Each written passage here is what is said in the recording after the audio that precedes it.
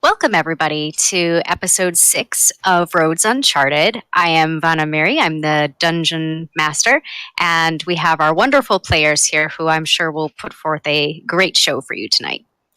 All right, so when we last left our party, they had left the city of Saline. They had traveled for almost 2 days, had a little mishap with some cooking. We had a thunderstorm, which we learned Ada is not a fan of. And they crested a hill to see a little village out in the distance, about evening time. So you have arrived at the village, and although it's not dark yet, you know that you have less than 2 hours worth of sunlight left. The village streets slowly turn into cobblestone as you get close. They are no longer the dirt road that you have been traveling on, which is fine because the dirt road right now is a complete and muddy mess, and the cobblestones themselves are slick with rain and mud. And as I had said, many of the houses are built of stone and they have thatched roofs. As you wander around the village, you see that maybe there's only 20 buildings, so it's not very big. Each building, for the most part, has a little garden or vegetable plot attached to the house. Some of them are far enough out at the outskirts of the village to have a paddock attached, and there's livestock in the paddock. You also notice that many of the houses have kind of a mini shop attached to them. So the blacksmith's workshop is attached to their home. The baker has a window with a little ledge, and there are pies and breads and other pastries sitting on the ledge, and you can see people are calling out to you as you come through the city or the village, and they're trying to see if you want bread, if you want wool, do you want beer, and just seeing if there's anything you need, since they're used to people coming through, especially during the time of the Festival of Aram, which is what should be going on in the city of Saline at this time, with the exception of the circumstances that have occurred. You do notice at the end of the road there is a very large building, and in fact is the only building that is 2 levels. It is also made of stone, but the roof itself is actually wood. It's not thatched and moss covered like the rest. What are you guys doing?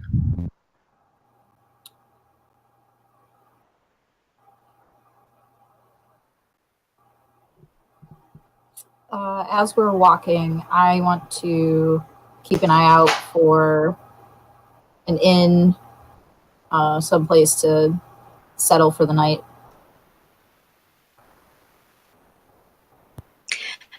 All you are seeing are the homes and that very large building at the end of the road. Nothing is labeled tavern or inn. You said that these homes looked like they were attached to shops? Yes. Is there a bookshop? There is not. Okay. It's sitting in the cart, disappointed. Depending on how big a dent we put in our rations or whatever supplies we were given, Joka will actually pick up some hardtack from the guy selling bread and whatnot. So they basically have whatever leftover supplies, but they've also refilled on what they already ate during this trip. When they were avoiding 8's special dinner. Yes, but he makes his shopping less obvious once he remembers that. Like, oh yeah, I'll just, all right, 8's passed. Okay, just give me 12. Okay, so Jokul is going to be heading over to the baker and picking up some hardtack, and at the window of the baker's shop, you see a plump man sitting on the other side, and he sees you coming up and says, "Hello, what can I do for you this evening?"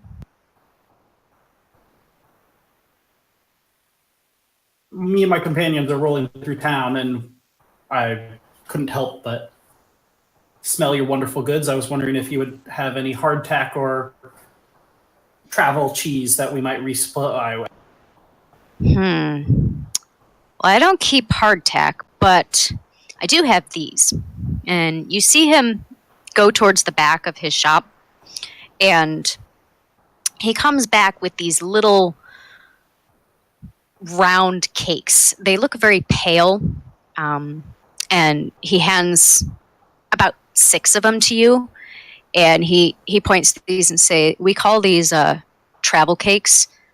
I know, not a very fancy name, but we get so many travels here. I mean, it just kind of made sense. But we call them travel cakes, and they're essentially an equivalent to hardtack. But we generally bake them fresh during this time of year, so you're actually in luck. Normally, I don't have these in stock. And it'll be 4 copper each.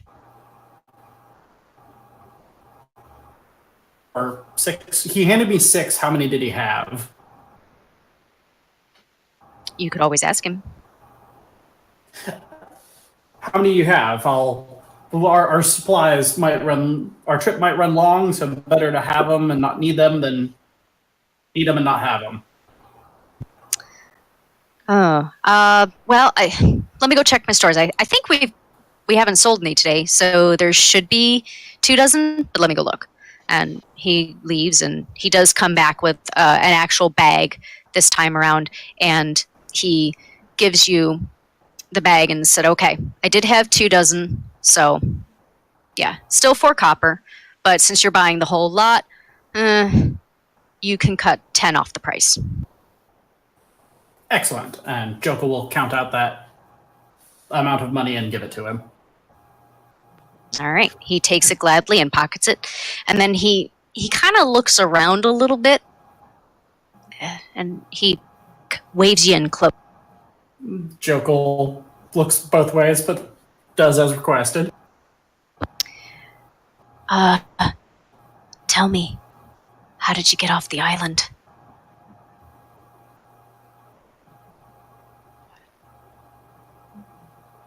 Which island? Goram, where your kind is staying. Joker will just kind of look confused at that. You'll have to forgive me. I'm not a native to this area. Oh, and with that, he flusters a little bit, and his cheeks become a little red with embarrassment. Oh, I'm very sorry, sir. You see, you look so much like the Ederkai, and we don't normally see them around these parts. So I was curious. I'm sorry. Forgive me. No harm. I am curious to know more about these locals. Maybe I'll stop by on our when we're done resupplying. Do you happen to know where a tavern might be? Well, Kesh isn't really big enough for a tavern. And with that, he kind of scratches the back of his head. But if you see that big building at the end of the road? Hard to miss it. Yeah, I know, but it's sometimes just easier to ask. That's our master hall. And the mayor actually takes up residence there, but there are beds and cooking space and open rooms if people want to stay. And generally, anybody that comes late enough to require a room, we've ushered them over there. Excellent. Thank you. You're welcome. If you're looking for cheese, and he points to a man standing outside of the blacksmith shop, and he says, Joseph over there at the blacksmith's, he actually has a cow, and he makes some good cheese. You could always ask him. I will do so. And thank you for your information. And Joka will slide him like 10 silver. I think I did my math. Thank you, sir. And he pockets that and goes about actually removing some of the items, starting to remove some of the items from his shop window. While Jokel is buying foodstuffs, what were the rest of you doing? I'm in the cart, and I am bored. Just sitting very petulantly, very bored by this little town. There's nothing fun.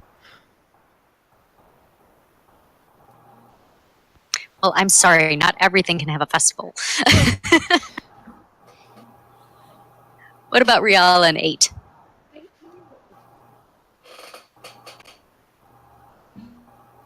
I really hope that there would be some place for us to stay for the night. But,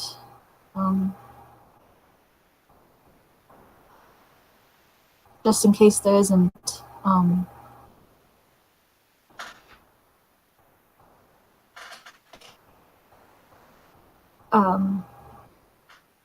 totally blanked out there. Sorry. It's hard when it's player knowledge versus character knowledge, isn't it? Yeah, I don't know anything. What do you think we should do? Well, we should probably wait for Jokel to return before we determine where we will be lodging. After all, if we go into one of these many houses without him, he might get lost. We probably also aren't really allowed in the The houses. houses, because yeah. people live in them, and it's not really. You would know this. I don't know why I'm explaining this to you. You would know that you don't just walk into someone's house. I'm sorry. Of course you wouldn't. But if you're looking for a place to stay, you must enter and ask. I mean, you can Don't just know. knock on the door and ask. You don't have to enter to ask. So, I suppose that's fair.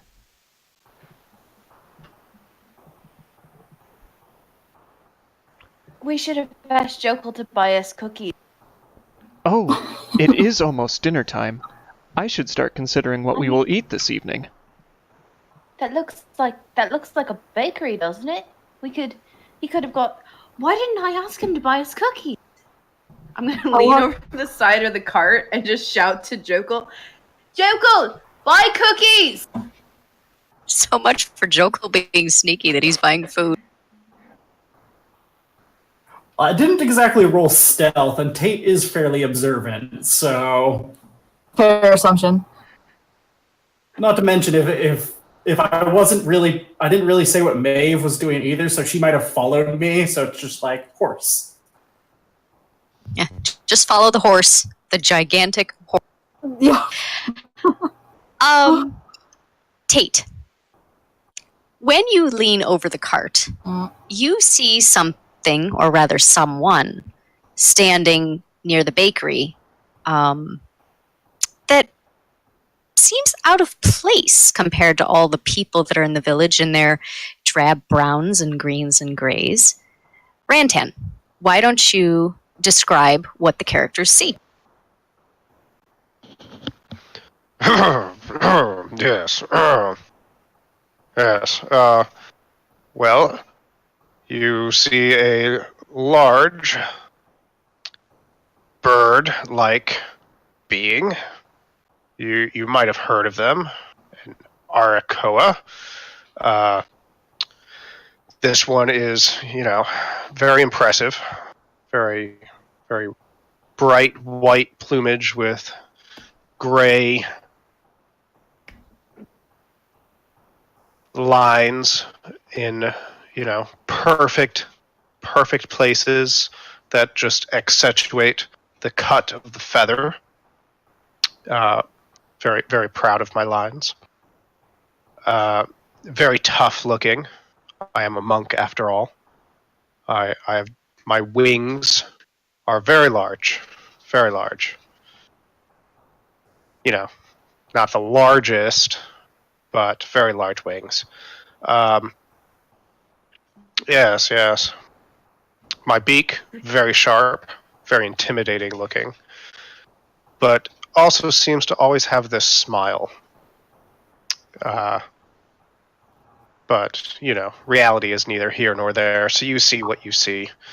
Depends what instance of reality you are seeing through. Riala, look! What? That is the most beautiful person I have ever seen. Look at them! They're like a bird. Have I heard of bird people? Does Tate know about bird people? I would ask that Tate should make a history check, and 8 may do the same Okay. if 8 chooses. Have I seen bird people? Not from where you came from. Yeah, okay, that's what I thought. Thought I would check, though. 26. 14. I imagine bird people are new to most of us. You both remember that there is a species of humanoid that have a bird head and bird wings and talons like a bird called the Arakokra, I think is how you pronounce it. But we'll just go with whatever. They usually will hide in their rookeries and their aeries, and they don't generally mix with people. They actually would prefer to just stay in their own clans and tribes rather than deal with outside folk. I've read about them. I never thought I'd... Wow. Can you imagine if you were a bird? But what? Wait, it's a person? Well, look, it's a bird person.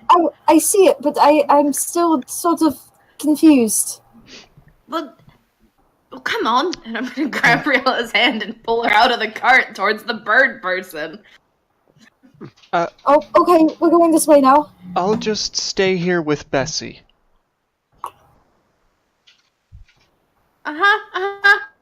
Hello. Hi. Hello. Are you speaking to me? Yes, Hello. My name is Tate. This is Riala. Where are you from? What is your clan like? Why are you here on this part of the elevation? And can I look at your wings? What's your wingspan? I'm just gonna start circling the bird person. Oh, I don't know if that's... Oh, okay. Oh, that's happening. Oh, okay. Oh, you are... Lift up your wing. I'm gonna start looking at your wing from behind you. This is fascinating. Just... Look at your... Alright, hang on, side note. What races are you? I look like a half-elf. Okay. I look human. Okay. Alright. I look sort of sickly, though. Alright, so you don't look food. Okay, got it. Food. You are very intrusive humanoids. Do your feathers fall out naturally, or do you have to clean your feathers? Do you have any extra? Do you have any feathers that have fallen out recently that you haven't gotten rid of yet? Could I have? Tate, I don't know if Please? You are very inquisitive for a half-elven humanoid creature. I like birds. Here, and I'm gonna pull out my sketchbook and flip through the pages to a page of just bird pictures and sketches that I've done. Oh, I love birds, and you're like a super bird.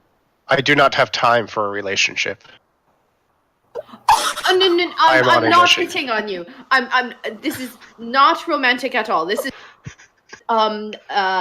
academic, entirely for academic purposes. Oh, Can I learning have a feather? learning is a very, very valuable trait. I respect that very much. Because you are a learning humanoid creature, and I pluck a feather from my wing, you may have this feather. And to answer your question, I extend my wings. My wings are great. They are strong. I fly very fast. But I'm on a mission. And I do not have time to answer all your questions. Unless you think you could help me with my mission. Yes, Riella, we're going to help this person on their mission. You are a learned humanoid, but you're also a humanoid. Perhaps you cannot help me with my mission. I must meditate on this. What is your mission? Oh, Perhaps. Are you aware reality is broken?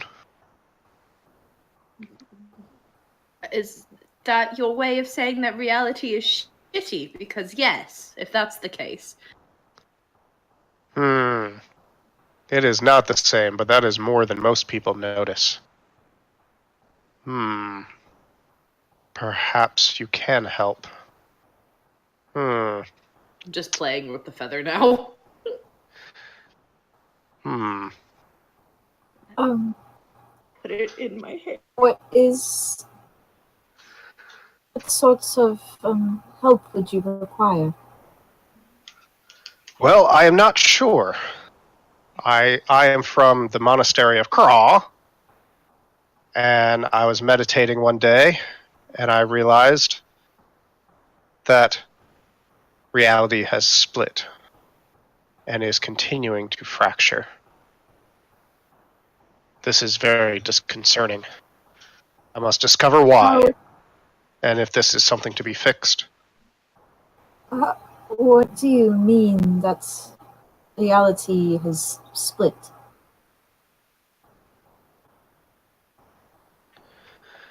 I'm now staring Unless you have at meditated, I cannot explain that further. It is something you know or something you don't. Riella. When you say reality, do you mean like all the planes at once, or reality is split because of multiple planes separating? Like, how does your understanding of reality line up with the planar system? Because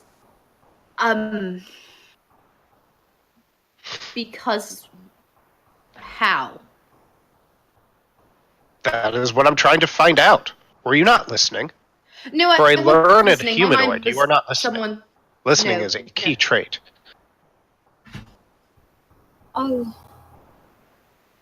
Was listening. Finally, someone to like basically put Tate back in his place. I was gonna say, Tate just got nailed.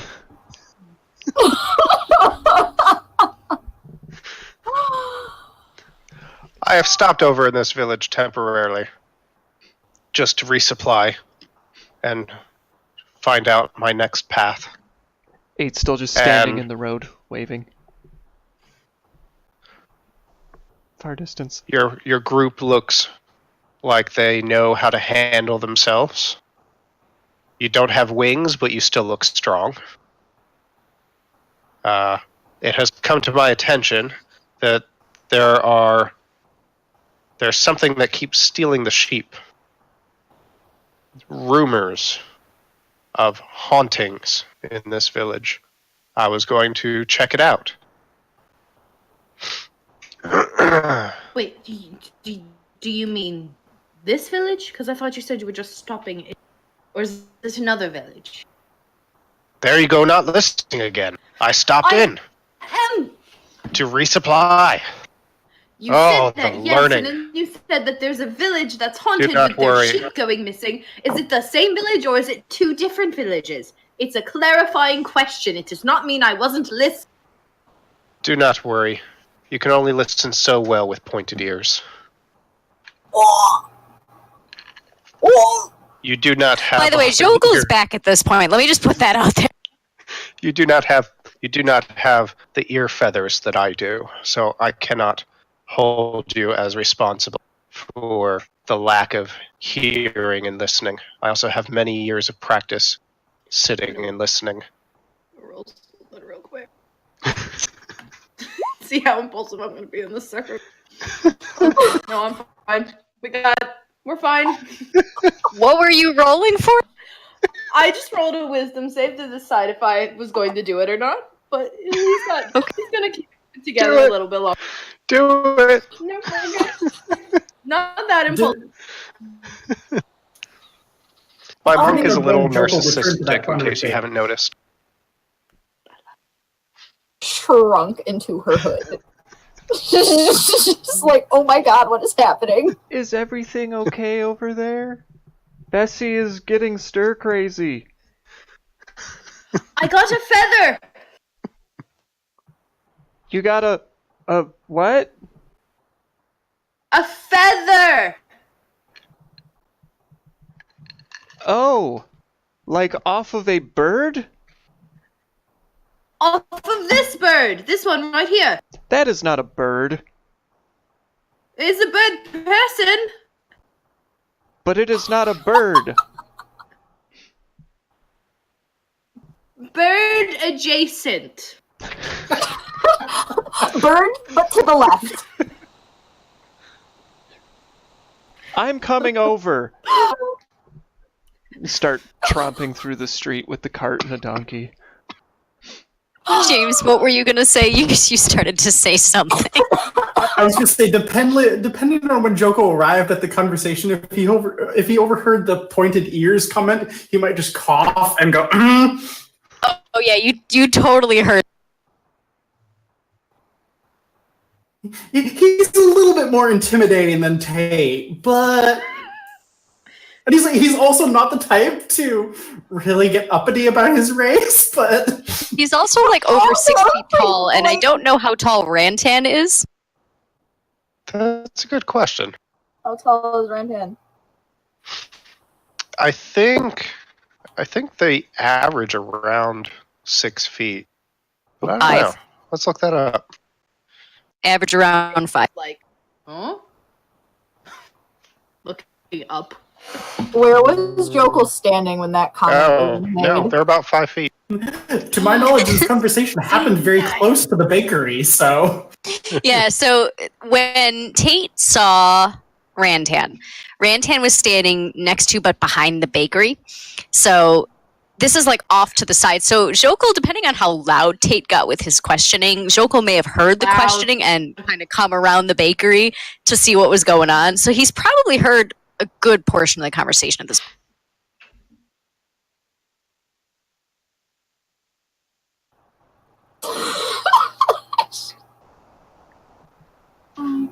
I want to take out another feather from my bag and compare them. Dungeon Master, you know which type of feather I'm talking about, I think. I do. Whose feather's bigger? The other one. Mine? Yes! Okay. Personal victory, put it back. I don't understand why you're comparing feathers.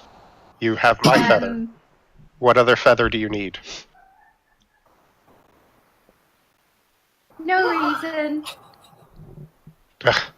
My feathers are wasted on the likes of of humanoids. Oh, to be back among my kind, where they appreciate a good feather. You did never answer my question about that. Where are you from, and how did we get there? I'm from the monastery of Craw. Okay, but like on a map, is it north? Is it south? You would not be able to get there. You don't presume to know what I'm able to do? You have wings? Maybe. Tate, it is You not do? polite to lie. You know as well as I do that you do not possess wings.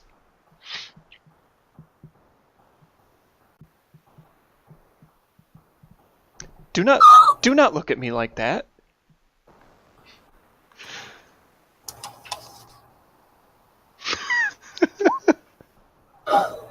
Nope, that's the 6. I do it. I just look straight at bird person who's kind of been ruffling my feathers. Ha. And summon my radiant soul. Flick them off as 2 large hawk wings appear on my back, glowing and beaming and radiant. You do have wings. I do have wings, and if you were not such an asshole, maybe we could have learned something from each other. I'm gonna storm off, and then they're gonna poof away again. Well, that's new.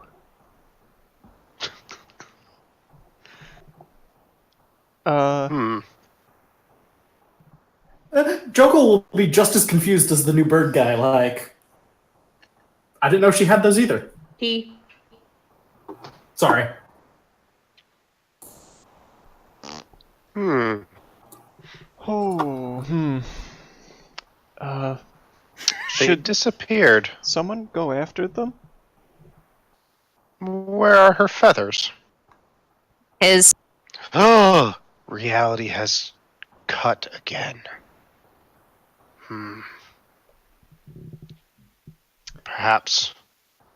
Perhaps another change? No.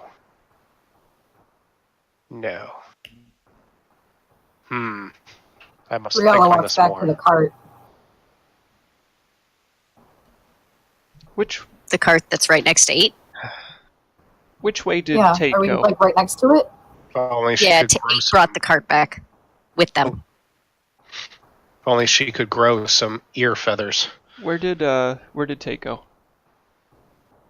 Tate has just stormed off I past the edge of the town, just walking. will go after him. Riala, I hold the reins of Bessie over. Will you please take care of Bessie? Riella numbly takes the reins and just nods. Be sure to stroke her snoot and tell her she is a very good donkey. Thank you. Of course. And I walk off, kind of lumbering after as he pushes through the town to the outskirts. Chasing after.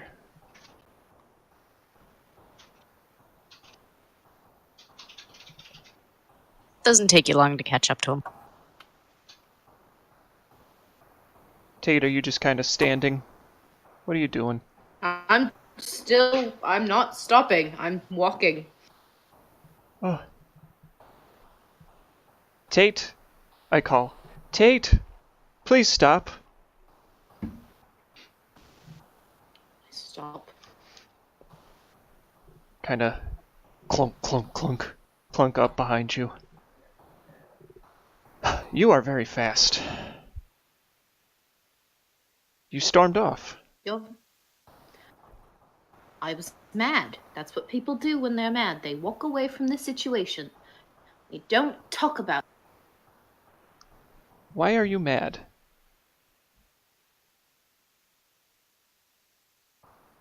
He's a bird person. He's supposed to be cool. I've read about them in books. And I meet one and he's a dick? Really? tired of people presuming to know what I am before I tell them what I am. I know what I am, I think. I see. Well, I appreciate your magic wings. They're really cool, right? Yes. In fact, I think they're better than the bird person's wings. the feathers are bigger. I checked. Look. And I take the 2 feathers back out. Look, mine's. Oh, See? I do see. oh. I win. If this, was that type of measuring contest. Okay. I am not familiar with what you're discussing, but I would say that perhaps, what has transpired is a misunderstanding.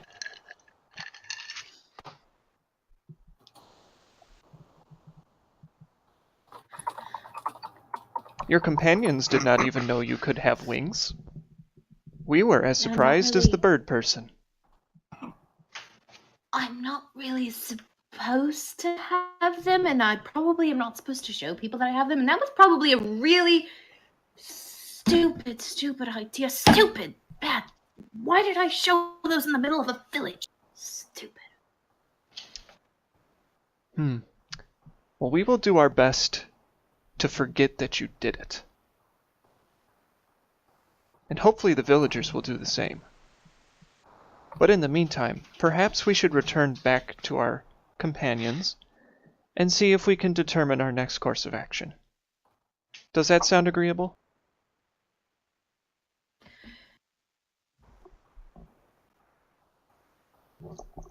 Only if Joko goes back into the bakery and buys me cookies. Turn around and walk back. I cannot... Oh my god, Tate is such a teenager. I cannot promise that someone else will do something. I just mumble that as you walk away. I will do my best. And I follow behind you. Well, Eight and Tate are having their peacekeeping moment. Joko will comfort Riala with like a side hug, just noticing her expression kind of sour at Tate's new revelation, I guess. Rial will definitely like lean into that and like pretend to do something, just like keep her hands busy, like rifle, like taking inventory, but like not actually, just kind of like pretending, try and keep up appearances.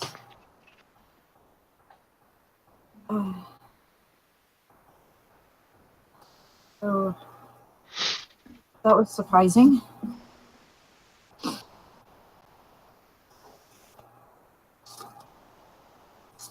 It was indeed. I don't think any of us were expecting that.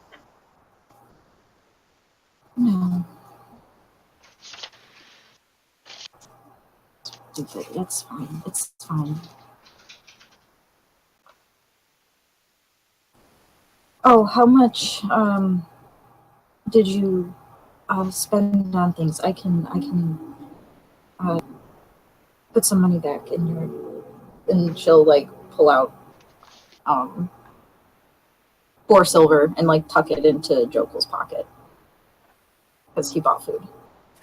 Joko would start to like wave her off, but as she's already like slipped the money into his pocket, he's like, "Okay." It's kind of like, I fought this argument before, and I always lose. I'm just done. Yeah. So since she's miming keeping inventory, he'll just kind of hand over the sack of extra travel cakes.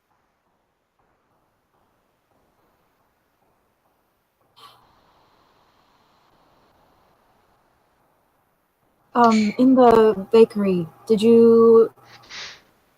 they have any sort of sweets in there? Did you happen to notice?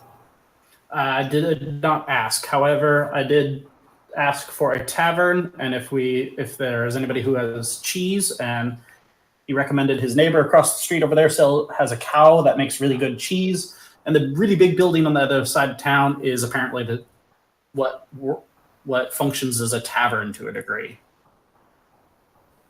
Or no, functions as an inn. Oh, that's good to know. I was a little worried we'd have to camp again. And it'll be nice not to. I'm gonna go check the bakery again real quick. I want to see if they have anything for Tate. Would you come You're with me? enabling Riala. Everyone is sad. It's just, it makes sense. It's fine. It's just so funny. I'm going to go see if there's sweets for this person who just yelled at a stranger. Listen, she's not the best mom friend. I'm teasing you. Go ahead and do what you want to do. I will go back to the bakery and you see that the owner has moved much of their inventory off of the shelf, but he sees you standing there and says, "Welcome, ma'am. What can I do for you?" Hello. I was wondering if do you have any sort of sweets or things like that? Pastries? Well, I have some pies. I have. He looks at something behind him and he says, "I have some not cookies. We don't sell a lot of those, but I do have these." And he reaches down and he pulls up a plate, a wooden plate, and on that wooden plate are 4. They almost look like brownies with frosting, but they're, think of like a cookie brownie with frosting. That's what these things look like. Yeah, I'll take 2 of them. All right, that'll be 5 copper. I reach in, take that out, and the money. He takes a linen swatch and picks up 2 and holds them out for you. Thank you so much. Anything else I can get for you? No, thank you. And she'll give a polite bow and head back out to the cart. And she'll set and wrap next to like Tate's stuff for him to find.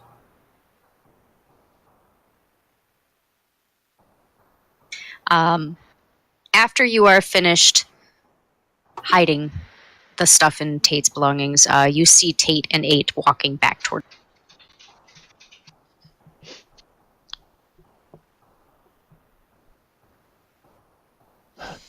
You really do walk quite quickly. Can you maybe slow down just a moment?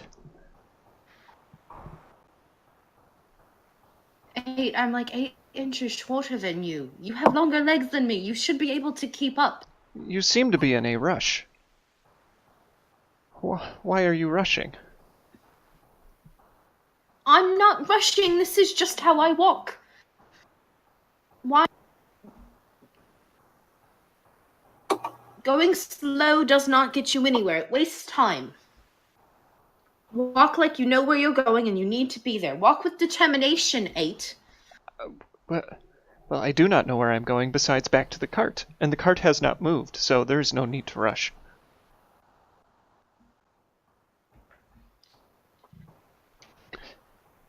At any rate, it would seem that our bird person is still nearby? I want to walk up to the bird person. Oh no. Yeah, I have not really moved. Just observing us. Yep. In cold, passive, unblinking eyes.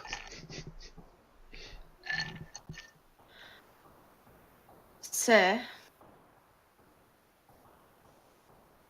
I would like to apologize for my previous behavior. It was improper and impolite. I apologize for whatever notions it may have placed upon myself and my character. I humbly request you accept this apology within the spirit in which it was given. Bow. Then I step back 2 feet and cross my arms. I do not understand apology. Apology. It is when someone requests forgiveness for a transgression that they have committed previously. In this case, when Tate had his outburst and reacted poorly. Hello, You I am 8. act or you act not. My name is 8, The and who are you? I lean in towards the bird person. I am Rantan. Ah, I see. It is nice to meet you, Rantan. As I said, my name is 8. These are my friends, Tate, Riala, and Jokel. And that is our mechanical donkey named Bessie. Do you lay eggs? Maeve just kind of named. Oh, and Horse Jones. Horse Jones. Horse Jones. Actually, that's a fair point. I don't know if anybody's ever said the word Maeve in front of 8. That is a good point. I just realized. And so to 8, she is Horse Jones? Jones is a work in progress. It's temporary. Do you lay eggs? No. Oh. Well, that's a shame. I was hoping to maybe cook breakfast for my friends tomorrow morning. I'm sorry, should I have not said that? Are you implying that if I laid eggs, you would eat one? I suppose that depends on how I think you're- tasty they are. I think you're implying that you would eat their children? Eggs pop out baby. So if It is a good thing I do not lay eggs then. Oh. For if you try to eat one of our young, things would end unpleasantly. I mean, things are already going so swell. That's a fair point. I believe I must also apologize. I did not mean to imply that your children are to be cracked open and consumed. I still do not understand apology. But you say that was not the implication. I do not understand what other implication there could be, unless the reality here has shifted and implications are changing as well. You are an odd duck. I'm not a duck. I'm an Arakra. Do you have problems listening too? I listen to orders fairly well. But I don't know. I usually prefer to help people. Well, I don't know is a great place to start. You have much wisdom.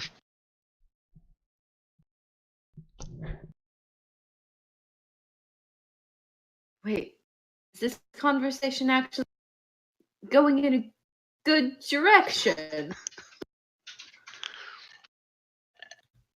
Because I'm sorry, 2 seconds ago I thought we were going to be leaving this town with an angry bed person chasing us. Good job, 8. What is happening? Well, if he was Not 8 the Curious, 8 the Peacemaker. chasing us, I do not believe we'd be able to escape. He does look quite fast.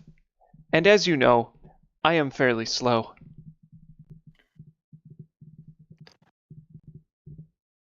Right, so you had a... Where did Rihanna and Joker... A mission? Should we do a mission, guys? I still don't understand why you apologize and now speak of getting chased by what I can only assume implication being me. Well, when you say something and someone else decides that it's bad or wrong or incorrect, you have to apologize. And then that other person, you in this situation, has to decide whether or not they accept that apology. And if they don't accept that apology, then they get to, take something away or hit you or, drive you out of town. Depends on the scale of the situation. But the apology was me trying to get you to not do Hit you? those other... Yeah, I would prefer if you didn't do that. You look very, very strong, and I am tiny. I still don't understand why I would hit you. You did not Why does attack me. anyone hit anyone? Anyway, Joko, Riala. Oh. I love how they're right next to you, and you're like, "Hey!" Jokel's just kind of standing there with his arms crossed, just kind of observing. Like he knows he's stupid enough to keep his mouth shut in this situation. I would still like to know where you keep your wings. I only saw them for an instant, but they looked too. very... How strong are your wings? Not sure. Did you grow up in a nest? No. How did you not grow up in a nest? How do you look like a half-elf Because I humanoid? am a half-elf. And I grew up in a Did you have a Aracroa parent? No. Did you come from an egg? Well, technically, yes, but not like a... Who like sat on your egg? No, not that type of an egg. Like a inside egg. Like a mammal egg that, grows inside the body. Like a chrysalis. Dude, No. I look to sorry, I don't remember. 8. I look to 8. Do you eat those eggs too? No, I eat the ones that I can pick up off the ground and crack open. I don't know what's happening right now. I'm gonna go sit in the cart. Why are you so choosy on your eggs? My mother So you will eat my young, but not theirs? taught me that the best eggs are the ones that you crack open.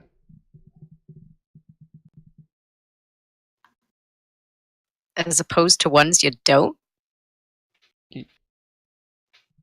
I know that was just... Eggs are eggs. Do you not crack them all?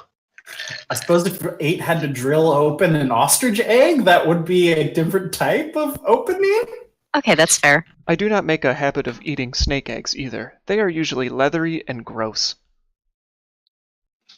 Okay, that's fair too. All right, I retract my statement. Thank you. So, you guys have been kind of bantering, talking for a good portion of an hour. And I want all of you to make a perception. Perception. It's not something I'm Passive very perception? good at. Or no. There it is. 4. Yeah, just hit. Okay, Tate. I'm sick. While everybody else notices this, you realize there's goodies in your... What? The rest of you... Yeah, perfect detour. The rest of you notice that all the shopkeepers are in the process of closing things down. And they're starting to rush to get their animals back to the paddock and get doors latched. What time of day is it? At this point, it's getting on to 8 o'clock. Thank you for the cookie, Jokal. Joko kind of looks confused at that, like, okay. Like, yes? He's like, I didn't know I had a cookie. Who's the nearest shopkeep? It might. You guys start are all soon. still standing next to the baker. I turn to look at the baker real quick. In seeing everybody rushing, I walk up to them. Greetings, I am 8. And what is your name? He stops mid-motion for whatever he's doing behind the window, and he looks up at you and he says, "Hello, 8. I am Matthew. What can I do for you?" Matthew. I could not help but notice. Everyone is shutting down shop at the same time and in the same expeditious manner. Are you worried about something? Yeah, so it's going to be dark in the next hour, and we need to make sure that everything is closed down and we're all tightened up for the night. If you plan on staying here, you may want to get to the master hall and get yourself settled in for the night. Is there something wrong with staying out after dark? I wouldn't advise it. We've had some sheep go missing, and well, if you want to know more about it, you're gonna have to talk to the mayor. But if you're not going to buy anything, I need to finish packing up for the evening. Oh, well, of course. I will not be buying anything. My companions have already done so from you, I believe. Have a good rest of the night, Matthew. I appreciate your time. And I'll turn around. You as well, 8. And he goes back and rushes. Walk back over to the group and say, Matthew has instructed me for us to go talk to the mayor and not to stay out after dark. Who's Matthew? The gentleman behind the baking kiosk. The Mexican cookies. I believe it would be in our best interest to listen to him. Agreed. Let's head towards the big building. We can stop by that guy's place and pick up some cheese on our way just to resupply, and we'll be sheltered before dark. May I join you all? I was talking with the villagers earlier, and they had mentioned there was something going on, stealing sheep and some kind of haunting. I was going to look into it and assist, and it sounds like you all will as well. We are here to investigate a problem, but a different one. But if we can help each other, I see no problem in doing so. Matthew did say that the townsfolk are worried because the sheep have gone missing. It seems to be affecting their livelihood.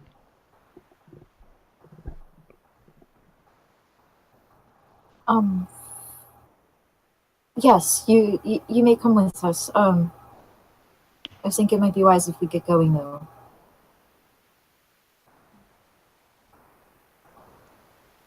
Down the street. Off we go! All right, so as you pass many of the shops, you do come upon the blacksmith shop, and you do see that Jokal, the man Joseph that Matthew was pointing out, and you see him handing over coin and collecting something he must have had being worked on at the blacksmith shop. And he's quickly doling out the coins, and then as soon as he is done with the blacksmith, he's strapping everything to his waist as quickly as he can. Joker won't bother him until he's back at his home stall, because obviously he doesn't walk around with his giant wheels of cheese. Thankfully, it's just 2 buildings down, so in the direction you're already. Oh, okay, cool.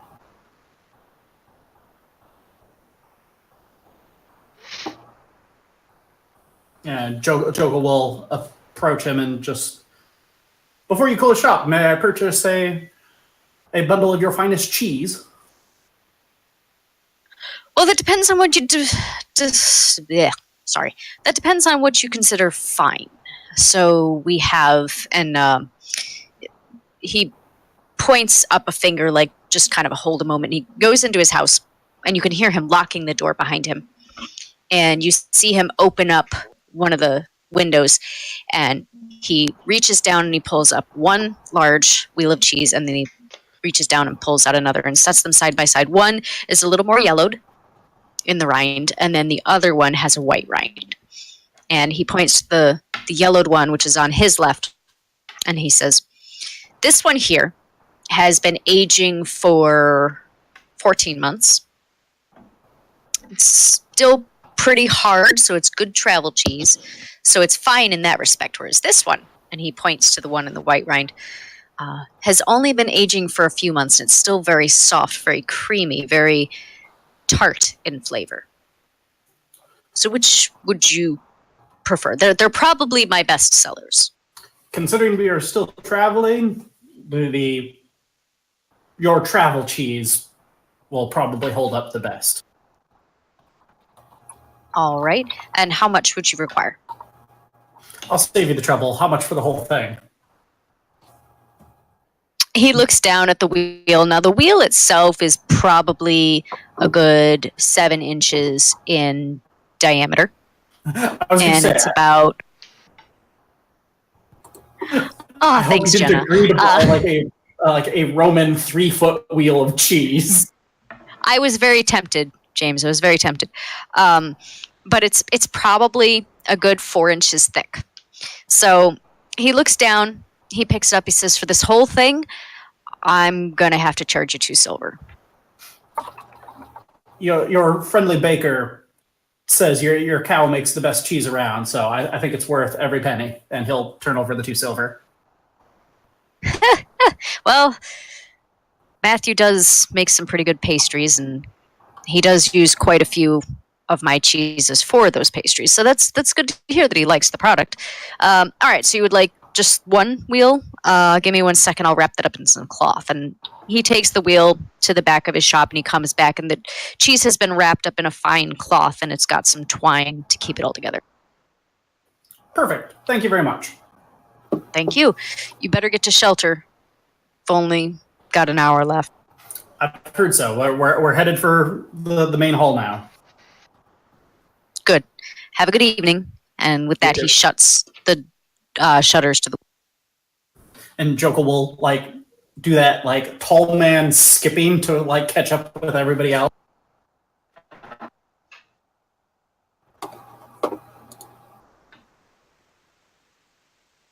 And we're heading to the Big house. All right. So you guys building. follow the road until you get to the last building within the village. And it's what the baker called the Master Hall. And as you approach it, it is quite large. There are 2 large doors, wooden doors at the entryway. And there are several windows around the building itself. When you go in, you notice that the room you have entered into is actually just a very large space. There are, in the far back corner, several cots with some blankets on them. And then to the opposite corner, so to the right, is a wood stove and a couple of tables and chairs, so like a makeshift dining area. There is a woman near the stove, and she seems to be stoking it and getting a fire going. And you can feel that the room right now is a little damp, a little chill feeling from the stone and the storm that just recently passed through. There are lanterns hung in odd places throughout the room, almost as if lighting was an afterthought, or even that maybe this building has been around long before lanterns were available. So the placement doesn't feel right. It doesn't feel like it was part of the original construction of the building. Is it like when And then build you a- do see. I was never mind. It was off topic. I'll just message it later. I apologize for that. Okay. And you do see at the back there is a set of stairs leading up to the second level.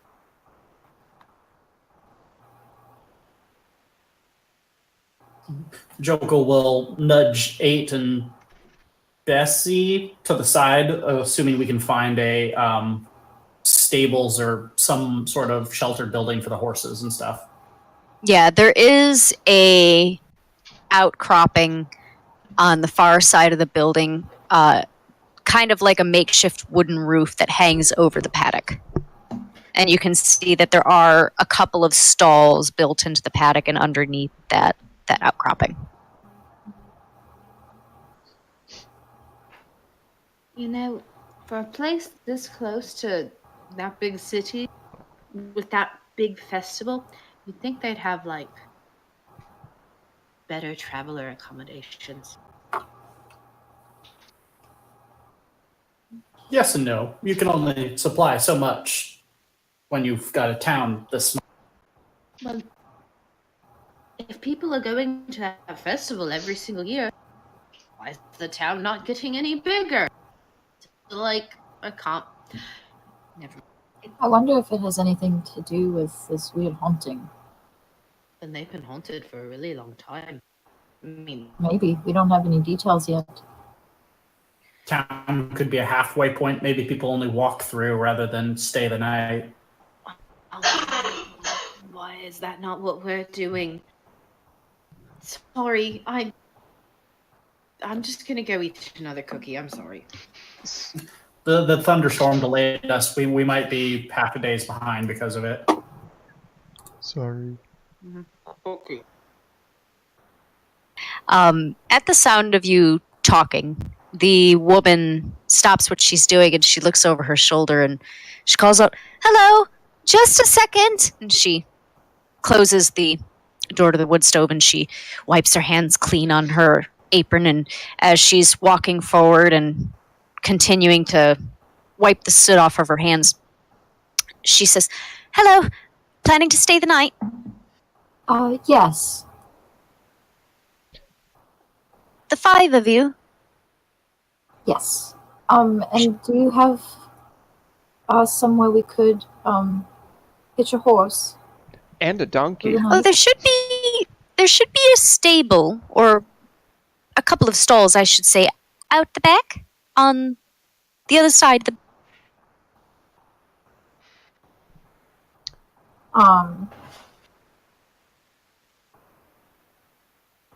That's perfect. Thank you. Where You're most welcome. Where would you like us to stay?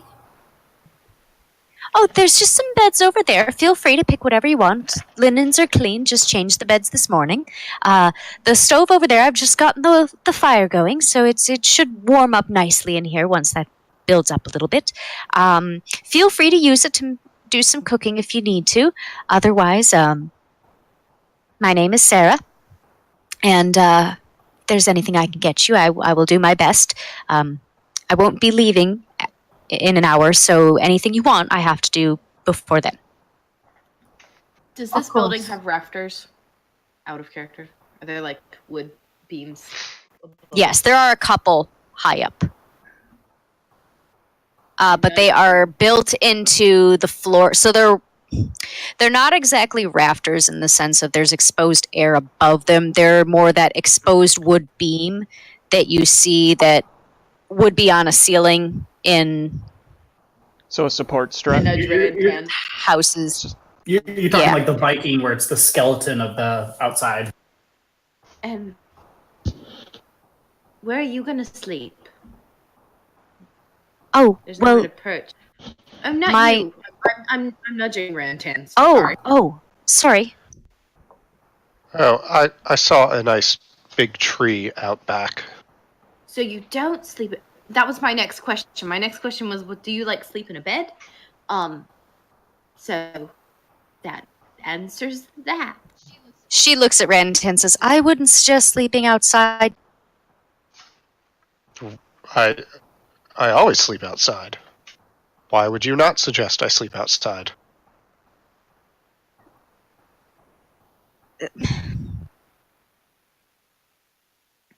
She looks a little uncomfortable at that and says, well, there have been quite a few nights recently where a sheep or something has gone missing. Some nights nothing happens at all. Other nights we realize there's livestock missing. And then last night something terrible happened. I wouldn't. We've been telling people to stay away from Kesh. This past week, what with people coming through the festival, we didn't want to expose anybody when we couldn't house them properly. So I would just. You can do as you wish and take your own risks as you wish, but I certainly wouldn't suggest it. What happened last night? She quickly looks at Riala and you see. Actually, no. Make a perception check for me, Riala. Out of curiosity, we've talked to 2 or 3 people now, but Matthew was the only one who really reacted to Jokel's appearance. Have the others just kind of shrugged it off, or?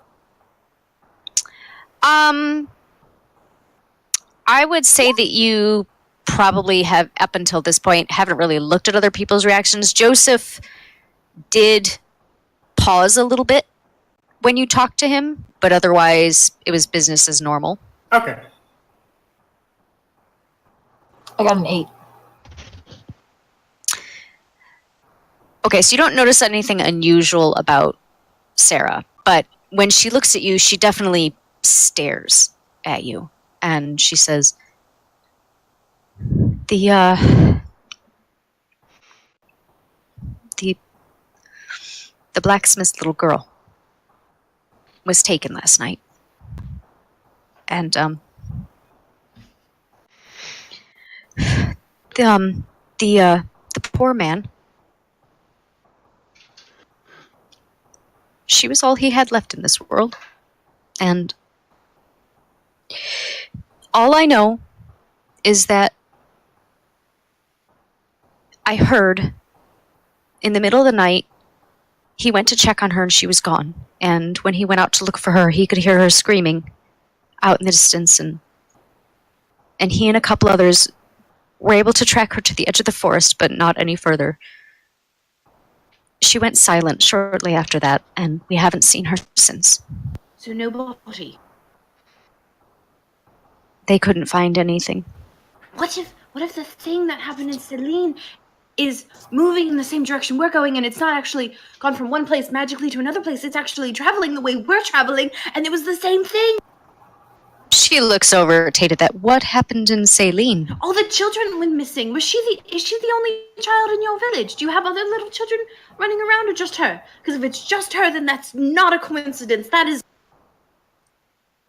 a connection. She's not the only child. Thankfully, she's the only child that went missing. What do you mean all the children went missing in Celine? Oh, I guess we're probably the first people to tell you that. Celine should be having the festival right now. What happened? All the children in Celine went missing. They suddenly disappeared without a trace. All the children under 15, 16? 16. I lean in towards Tate. I thought we were not telling anyone we were searching for the missing children. There's a missing child here. That's point A and point B. Of course I jumped. Oh, of course. We will find this missing child. She kind of looks off a little bit to the side and places her hand over her chest and says, "Oh dear. Oh, there's always so many people in Celine at this time of year. Oh, that's such terrible news. No, little Molly was the only one to go missing so far." Maybe it's still here. Or maybe it's something different. I mean, I really don't know. But missing children? Missing children? Are there any children that match that age, under 15 or under 16 in the village, or was Molly the only one? There are children of various ages. Molly was about 7. My son, Thomas, is upstairs, and he's 14 now. Maybe the spirits that are taking the children work slower this far out. Maybe they grabbed up all the children in Saline because they had a lot of power there, versus out here it might be slower going. Maybe it's like a sun. Like Saline is the center, and so they're all there, and it's like this big group of fairies or things or something, and so they're able to take all the children at once, but then they all split off in different directions. Maybe we should just settle in for the night, and then tomorrow we can Speak with the investigate blacksmith. more and see what we can find. Agreed. Could you perhaps point out this village or this forest that they tracked Molly to? Well, if you just go behind the master hall here, and you keep going north, you'll find it. It's not too far away. Joker will pull out his map just to confirm and be like, okay. I turn to 8. So, you spoke about eating my young. Is eating the young not normal? Because now you are discussing missing young and how that's a problem and appalling. I am very confused. Well, as far as I know, You spoke of eating my young, but not these young? as far as I'm aware, Different topics, my friend. the eggs we use to eat are unfertilized and would not hatch babies, hopefully. But they're not really babies until they come out of the egg. It really is the age-old question. Hopefully. What comes first, the chicken or the egg? Why would our eggs not be fertilized? What would be the point of laying an egg that's unfertilized? Do your kind not lay unfertilized eggs? No. What would the point be? For consumption. I mean, Hmm. sometimes the eggs just happen because the body made an egg. That's not just a bird thing. That's everybody who makes eggs thing. Hmm. And then you get rid of it. And some people eat that, and some people throw it in the trash can because it's really gross. So not only would you break one of our young to eat, but then you would throw it out? I was talking about our young. You would throw out your young. Riala's No, grabbing the her eggs that stuff don't get and just used. walking away, I do not understand. nothing out of this conversation. You know, This is a very, very strange ground I'm world. happy to sit down and give you a biology lesson this evening if you would like. I already told you I don't have time for relationships. Well, you're not going to go outside right now because apparently people are snatching up other people and sheep and things, and so you're stuck in here with us. So we might as well learn something about mammal biology, and I can learn something about bird people biology, and then everybody wins. I thought you liked academic.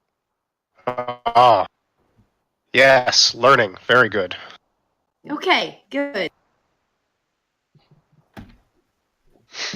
I will set about making dinner.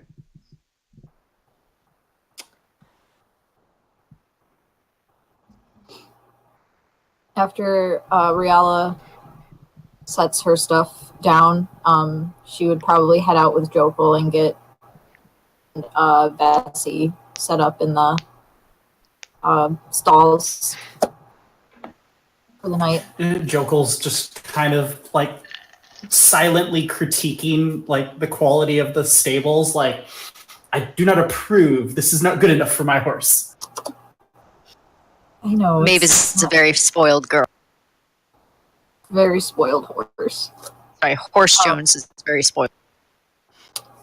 I know it's not really home, but it'll do for the night. Jokel will just kind of frown and be like, I think I will stay out here with her. I don't think that's wise.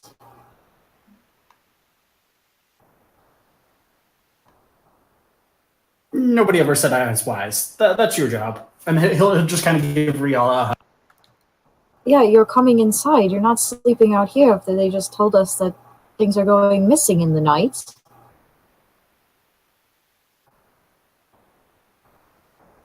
I'm from the Shadowfell. Things are far worse out there creeping around in the night. I wouldn't leave you out here alone. I won't be alone. I have Bessie and Maeve. I'll be in my tree. I'm staying with you then.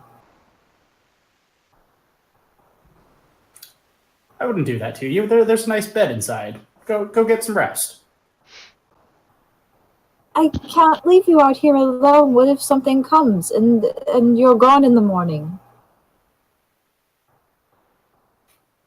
Then whatever took me is going to be bleeding and bloody, leaving a bloody trail.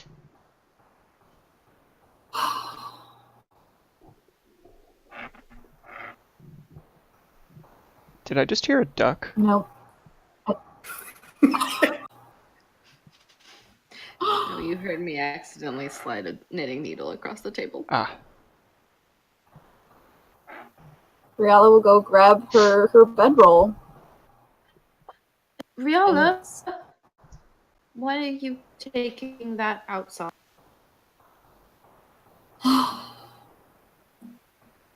Jokel wants to stay and make sure nothing happens to Maeve. And he won't come inside, so I'm staying with him. Well, you can't let him do that. That's so you tell him he has to come back inside. I can stay with him. I do not sleep. No, that's dumb too. We all stay inside so we don't get eaten like sheep. But what about Bessie and Horse Jones? Who is Maeve? Maeve is the horse. Wait, are you telling me Bessie. Horse Jones is actually named Maeve? Yes. Maeve Jones. Okay. Bessie is partially mechanical, so probably would not taste very good. So she's probably not going to get eaten. Maeve, large, and gonna kick up a hell of a storm if she gets attacked. She's not a little child or a sheep, so she'll be fine. She probably wouldn't even be a target. Tell Jokel to come sleep inside and to stop being a dumb man.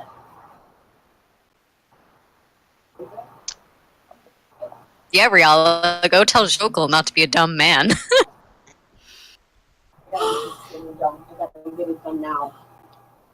She'll go outside, and I don't know what's Jokel doing when I come back. Jokel's probably like pitched him like a little tent, like over like to make up for like the shoddy construction of the stall of the horse stall. He's like pinned his their what remains of their old tent like up and over the stall that Maeve is occupied, so it's like double protected from. He's got like a nice pile of hay for her to eat and a different pile for her to sleep. I walk back over to you and put my hand on your shoulder. Is this all set up? He takes a moment to admire his work. He's like, almost. I'll help him finish up whatever last adjustments he's making. Up. I'll grab his wrist, and I'll start walking back inside. And now we're going inside.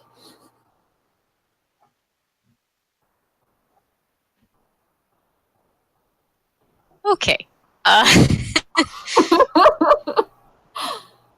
So Sarah at this point has gone upstairs. And 8, you said you were going to start making dinner, right? Yes. Okay. And the rest of you, I'm guessing, are just making preparations for bed. Rantan, are you sticking with your idea to go sleep? Yes. I've picked out a nice large tree out back. It has a very thick branch up towards the top, and it is calling my name. And the wind Okay. blowing through and rustling. I'm greatly looking forward to flying up there. All right. So, welcome back. Our party has decided to hunker down at the village of Kesh. Rantan is the only one that is brave enough to sleep outside, but with all the warnings from the villagers.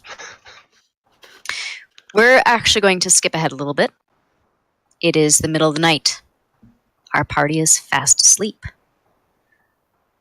Something, though, for Rantan is not sitting right. You've slept in trees all over this continent in your travels. You've slept in some very strange places, and you've slept in some very homey ones. But something tingles in your bones. Something doesn't feel right, and it's keeping you awake. You feel very restless. As your eyes are closed, you're not actually falling asleep.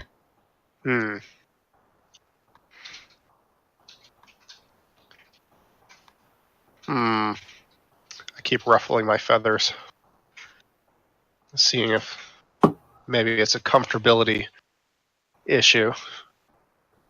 But nothing keeps changing, so I start looking around.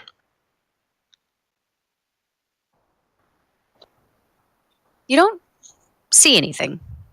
The wind is rustling in the trees. You can feel it blowing through your feathers and across your beak.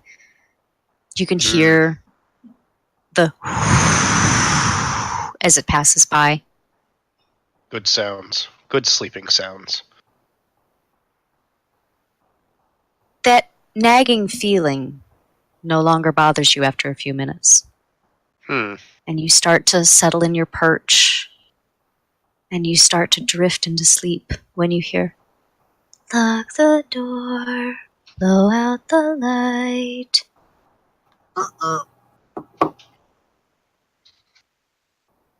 Nope. Fuck that.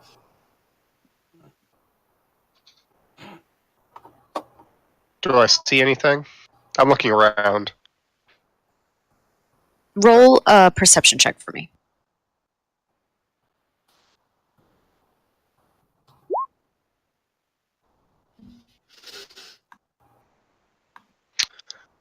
$26.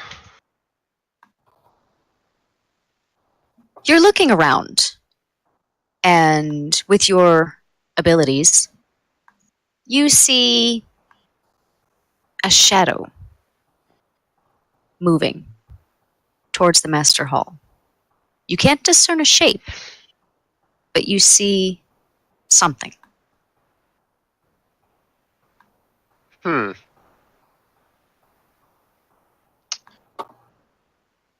Am I able to tell if the sound came from that general direction?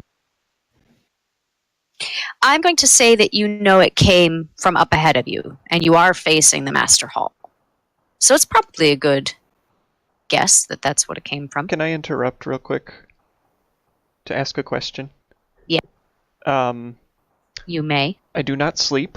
Do I hear these weird, creepy voices as well? tack on to that question, how late in the evening does this happen? Because Joke only needs the 4 hours as he's an elf. This would probably be about 2 o'clock in the morning to answer Jokel's question. 8, since you are not asleep, you also would hear it. But you actually hear not the first calling, you actually hear the next calling that is, hear it scratching at the door, see its shadow cross the floor. So Rantan, you have heard both verses at this point. 8 has only heard the second. Oh god, Okay. what is up with these campaigns giving me nightmares? Looking at you. I'm still looking on. For all I know, I mean, I know things have been going on, but these humanoids are quite strange. So I'm watching to see if there's any aggression that's about to take place, but otherwise I haven't moved. But I'm keeping an eye on the shadow that's moving. Okay. Ooh, I have that. Okay. How dark is it in the building? At this point, the lights are out, and there are no lights in the street. So it's relatively dark. The moon at this juncture of the month is a sliver, so it's not providing a lot of light. And, follow-up question, when I hear the verse that says, hear the scratching at the door, do I hear any scratching at the door?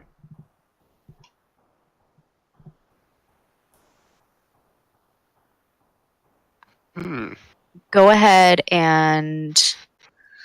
What's your passive... No, go ahead and make an actual perception check for me, because after hearing the lyric, I'm imagining that you probably would start listening. So go ahead and make one. 11. You don't hear any scratching. But I do hear the singing. Weird. That's very odd. And everyone's asleep. At least I think everyone's asleep. Tate, where are you sleeping? I'm asleep. I don't hear that. No, where are you sleeping? No, I would sleep in a bed, in the corner, and would be like curled to the wall, like facing the wall, away from you guys, as like into the corner as I can be. I walk lightly over towards you. Can you even do I'm that? trying. And Clank, clank, clank, clank. Make a stealth check for me. I don't think I really need to, because when I get over there, I put my hand on Tate's shoulder and I start shaking them.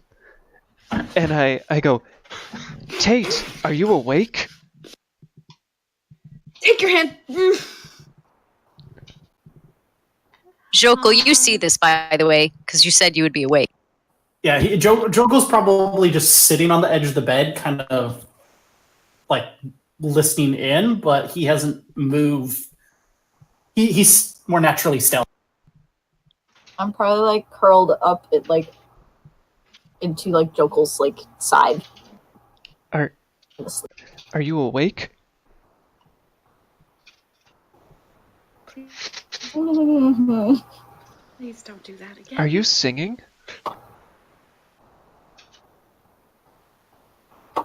No, I was sleeping. Do you sing in your sleep? I don't sing ever. I see. So obviously you are not the one singing. I turn Someone's singing. to look for Jokel at his cot, and I walk over as quietly as I can, and I reach down and I see that you're already awake. Oh, You woke me up because of singing? Jokel, you're already awake. Are you singing? I'm going to lay back down and put my head in my pillow and put it over my head so I can't hear him again.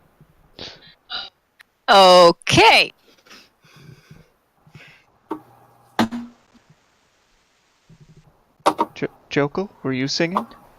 So I'm not one for singing, usually. I see. So you were not the one singing. I turn and see Riala. Before he tries to shake her awake, he's like, she's not singing either. Oh. Well, I'm glad that mystery has been settled. No, wait, who has been singing? There's voices outside. lock the door, blow out the light. That's a very strange chicken noise. I'm going to fly down to one of the rooftops that's close by. So to the master hall or one of the little houses? Whichever one gives me the better vantage at. That would be the master seeing hall what- since this is the only two-story building. Okay.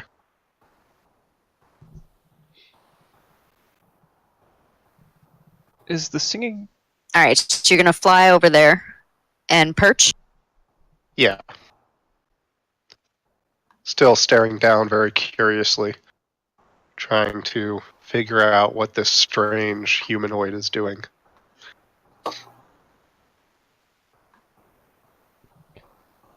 So are you just looking around to see if you can spot what you saw earlier? Did I lose sight of it? Well, you just saw a shadow moving. So that's what I'm asking is, were you like just tracking it and you're kind of perching higher up, or are you perching and now just looking around to see what's going on? Yeah, I'm trying to find what that shadow was. Okay. And the singer. As you watch the shadow move towards the master hall, and you fly up and you go and land on the rooftop, and you walk to the edge and you lean over, you see the tail end of something seeping into the window below you.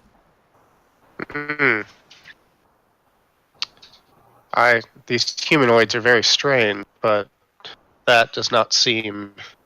I've not seen any other humanoid do that. But I also did see a half-elf humanoid grow wings. So... I should probably ask the others. So, I'll fly down to the tavern, or the place where everyone's staying, enter, and start asking questions. The door is locked. I start scraping on the door with my talons. And the best part is right before Rantan scrapes his talons against the door, 8 and Jokul and possibly Tate, if Tate has not fallen asleep yet here, hear the Pillow on my head. scratching at the door, see its shadow cross the floor. And then you hear,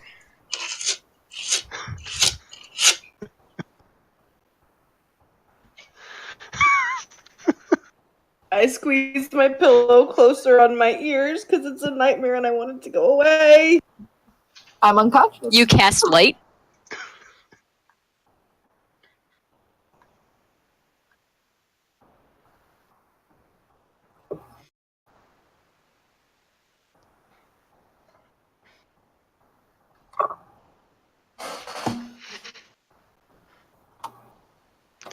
I don't understand 8 why is they haven't, channeling Ma.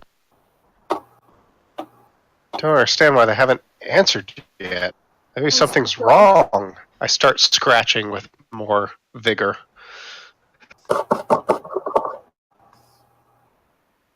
And banging the door with my beak.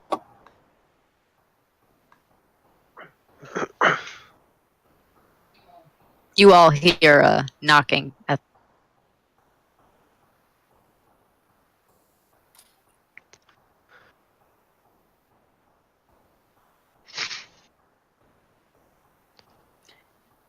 is a nightmare. I'm going to sleep today.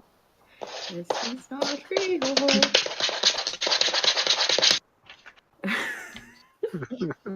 Tate, stop. Or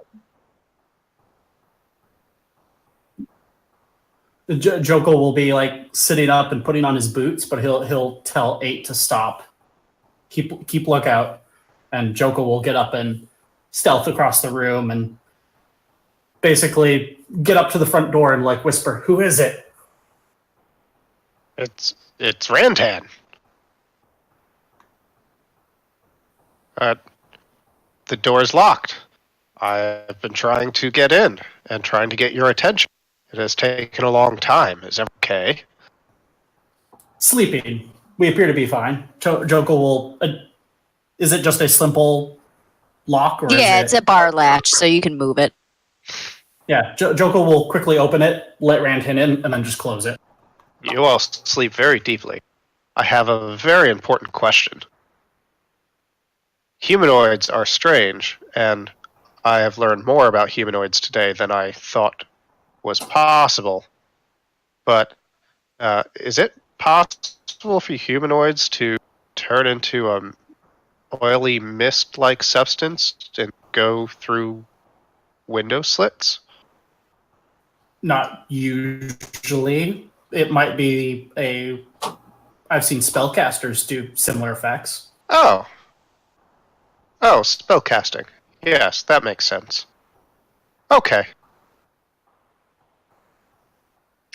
Suddenly, you all hear a very high-pitched scream from above you. And I'm not going to imitate it because that would just be terrible. But pretend it's a really high-pitched, blood-curdling scream. I'm assuming I'm awake now. I would think so. Okay. Joko's just going to run by the bed, like grab his spiked chain from wherever it's chilling, and he'll basically assume Rial is awake and be like, "We might have ghosts," and just kind of go for the loft. Ghosts! You're going to run upstairs? I clutch the spoon close to my chest and follow behind him. You'll need a light. I'll grab my mace from under the bed and follow after Jokul. Depending on where the loft's position is, he might try to use his elf Misty Step to get there faster, but I don't know the layout of the loft, so. It's about 10 steps up. Okay, yeah. So it's not really... He'll just jog. Is there enough room for me to flap my wings to propel me up into the loft? If you propel up, you're going to go through the floor. Or the ceiling, which is the upstairs floor. Do it. Okay.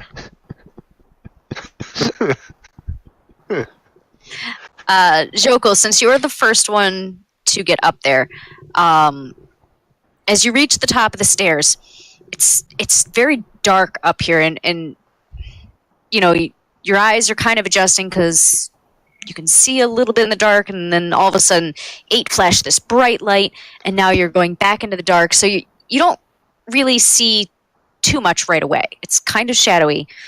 And then as your eyes adjust, you see Sarah huddled in the back corner. She's on the floor, seated on the floor, and she's pushed as far back into the corner of the wall as she can. And her eyes are so wide, you can see the whites, and they're shining in amongst the blackness. And cuddled up next to her is a boy.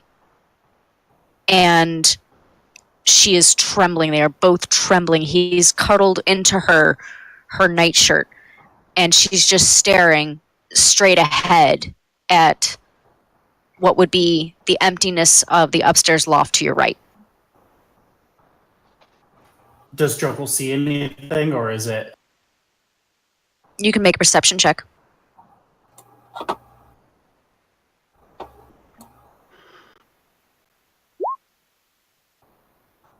You see nothing. 7 says nothing. You see just darkness, and since your eyes are adjusting, you see the shadows that allow you to make out beds. But other than that, nothing unusual. Jokel will have his weapon in hand, like looking for the threat, but just in case he sees something, he'll position himself in such a location that he can basically be within walking distance to the mayor. I don't know how big is loft.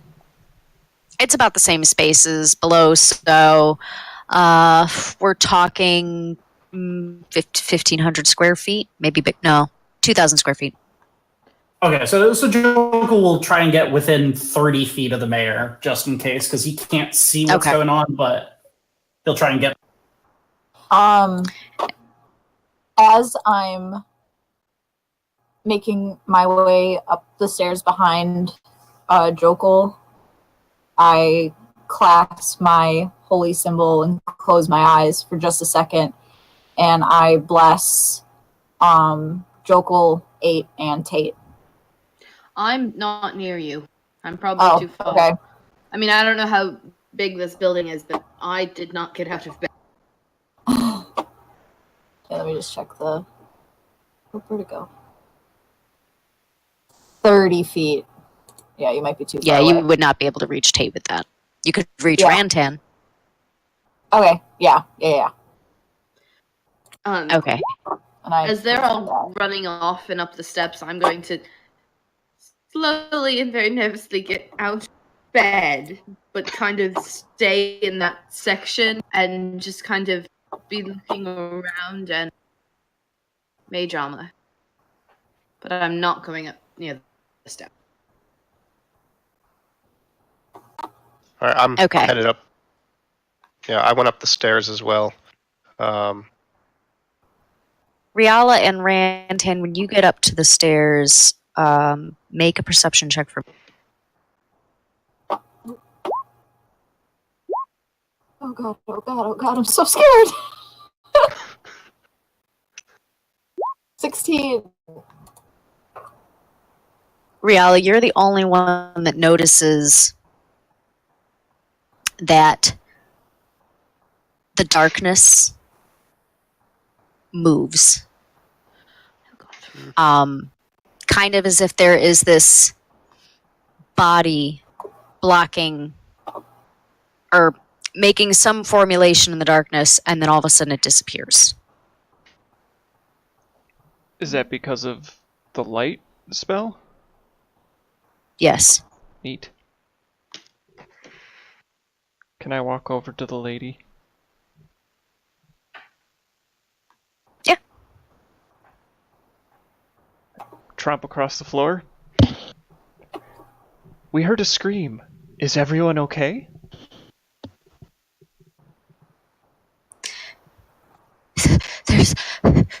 There's something's in my house. There's something in my house.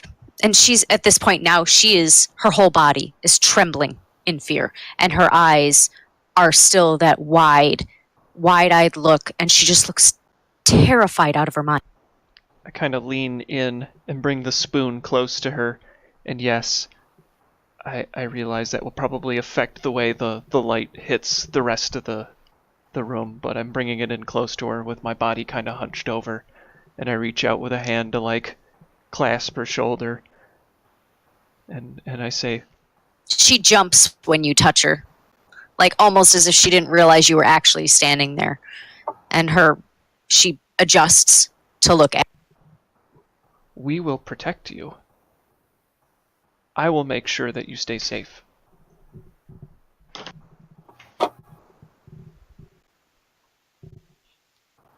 While this is happening upstairs, Tate, will you make a perception check? Yeah, I'm not very good at those. 6. Okay. Are you said you're out of bed?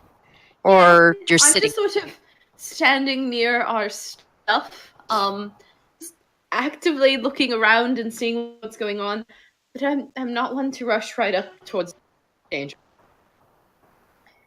You hear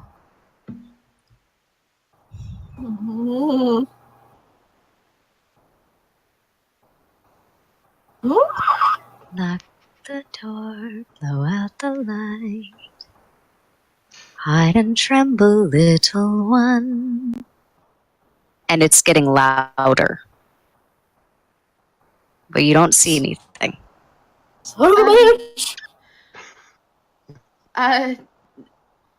Guys? 8? Rihanna? Yes, Scratching on the door. See its There's shadow something cross down the here. floor. Light. On my necklace. Right here. So this radiant light, not radiant, but just light just seems to glow out from around me. And I close my eyes.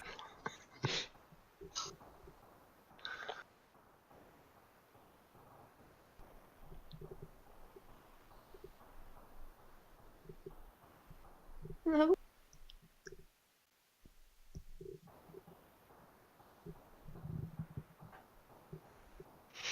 Is there a way to stand? I'm already at the top of the stairs. What am I doing?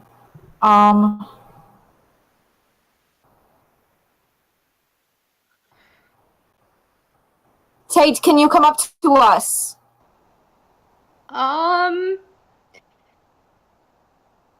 Yep, just gonna very carefully start walking towards the steps. I'll stand at the top of the steps and wait for him to come up. Alright, so you're making a go for the... A very, very slow go.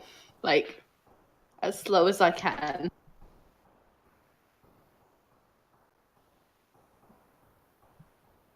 Kesh.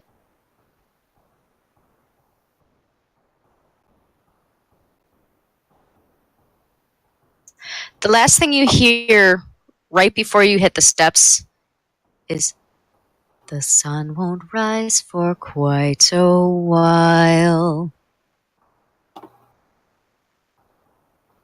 Come quickly, come quickly.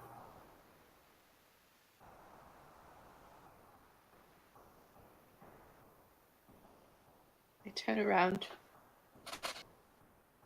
Just stand at the bottom of the steps and look out into the room.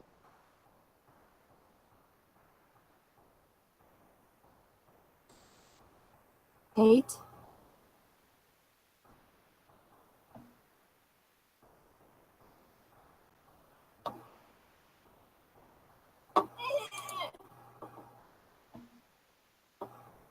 You're just standing there.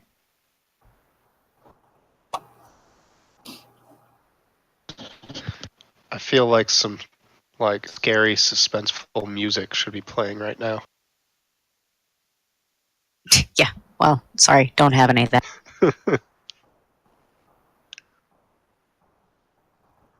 I'll make my way on the stairs and I'm going to stand in front of Tate so he's looking at me. Tate? I need you're you gonna to- have to walk around me. Yeah, I do that. Tate?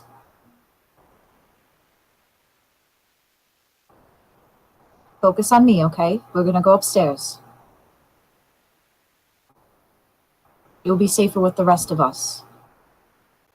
I think you all should come down here. Seems safer down here than up there. Were we the only? There's already something in here. We're going to have to deal with it.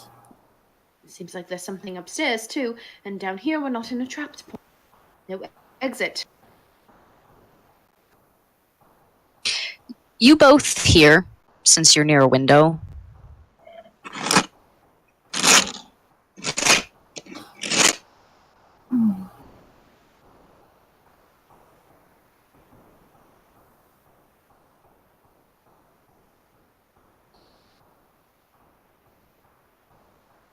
Do you see anything out the window? make a perception check for me. Guess I'm so good at those. I've rolled so good tonight. Oh, where is it? Where is it?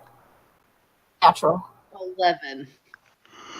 Riala, when you and Tate turn and look at the window, you're the only one that sees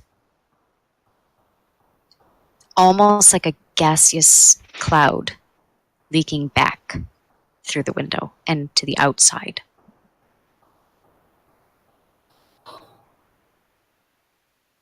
I saw it go outside. Magic missile. You're going to cast magic missile. Through the window. My hands leave my necklace and go and 3 globules of light just sort of fling themselves out from my chest, and there's sort of this like glowing pinkish blue that sort of mixes around itself and crash right through the window into the darkness. Oh my god.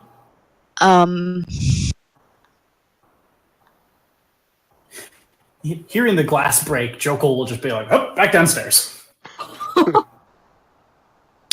Yeah.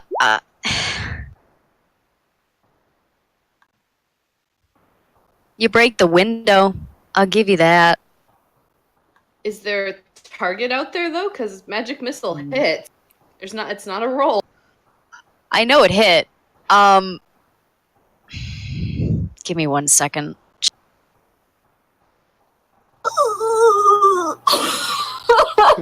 How many times can I make painted noises in this episode? Stay tuned. So, guys, welcome to Roads Uncharted and Hats, Cats, and Clerics, where lots of creepy shit happens. We have creepy singing children. We have dead bodies in lakes. Hey, guess what? Come and get Tomorrow some. we have raccoons and a race car, so that's not creepy. That's fun. Yeah, until we deal with, a couple weeks from now. I'm sweating. Those anxious sweats are real right now. All right. I will say that the glass breaks. And you see magic missiles do their little poof thing that they do when they hit a target. Not poof, but they do their bright lights, their disintegration, their explosions. But you don't hear or see anything. You know they hit something, but you don't see anything beyond the broken window. Damage. Yep. Okay. Just making sure. Oh, Sorry. oh. I panicked. I think this is a good time to tell you I've never been in a fight before.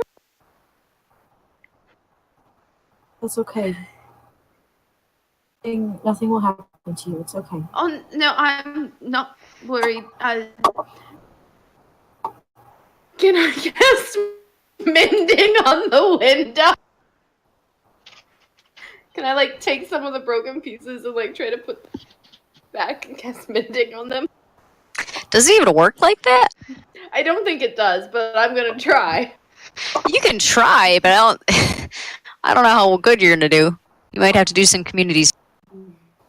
Depending on the size of the window.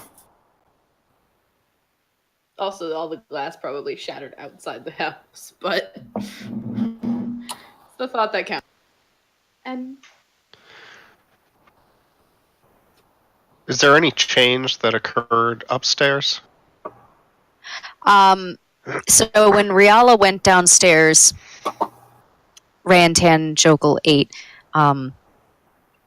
when you heard the glass break downstairs, Sarah kind of comes to and looks down the stairway, and then she looks back at you and says, "What's happening downstairs?" And she gets up, grabs her son's arm, and they both head downstairs to see what happened. And she doesn't get halfway down the stairs before she realizes there's this young man holding up pieces every now and then to the glass. Like he's trying to figure out which puzzle pieces fit and not having very good luck with getting things to match. Does mending not work on like big surface areas like that? It'd probably take multiple castings, if Yeah. anything.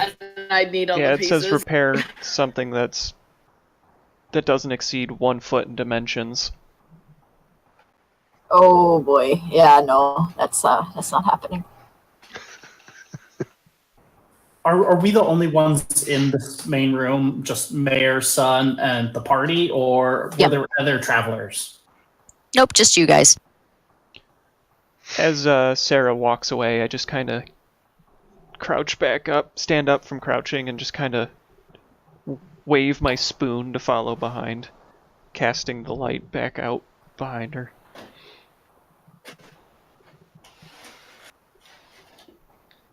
She's standing there looking at Tate, and she says, Did you catch it? No, but I broke your window, and I'm really sorry about that. And I can pay you for that. Here, and I hand her 5 gold pieces. Sorry.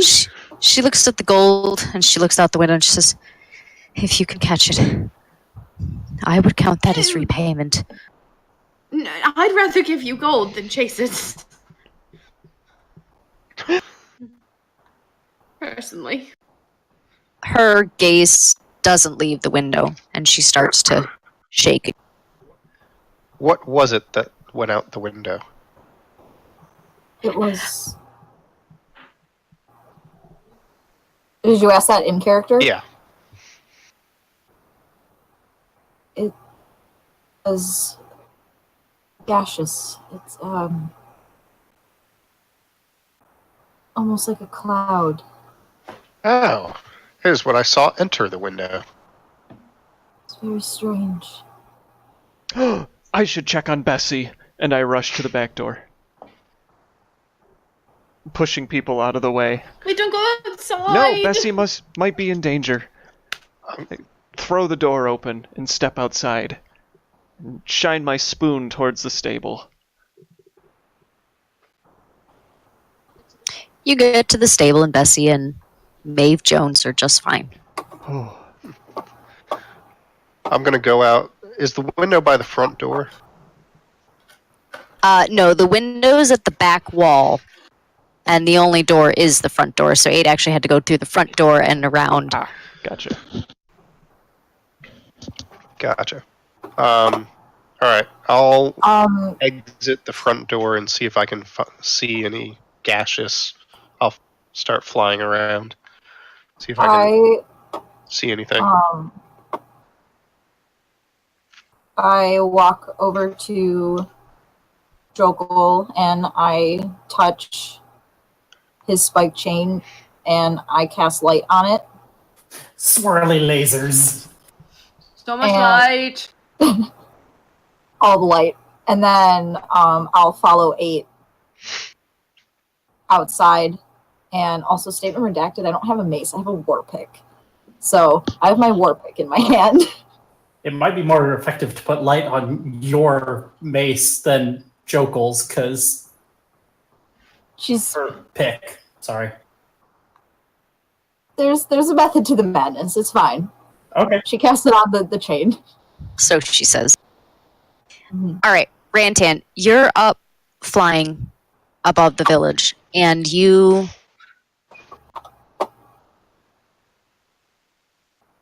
I'm going to have you make one less perception check for me.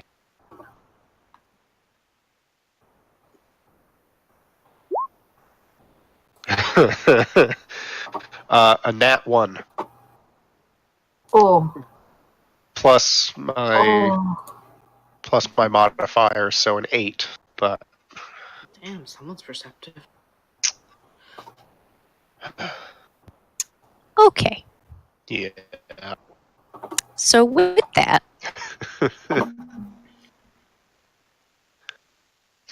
This is gonna be bad. you're flying around, and you're looking, and all of a sudden you see something catch your eye. You swoop down at it, and it is a very plump turkey. Plump turkey. Turkey. Alrighty. I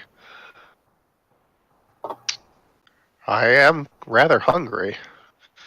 It has been hard work, just flying around and trying to understand these humanoids.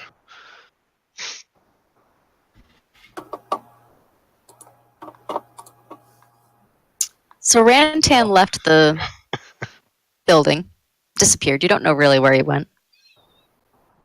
After What I are the walk rest- out behind Tate, I'd be looking around, especially like at the window, like in that. I did not walk I did. outside. No, where you blasted Oh. the window. I'd be looking like in that general area to see if I can see where it went. Okay.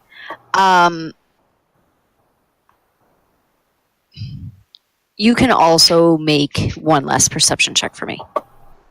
One last perception check. Oh no. Don't roll a 1. You'll find a turkey. 21. Nice. Gabriella did not find a turkey.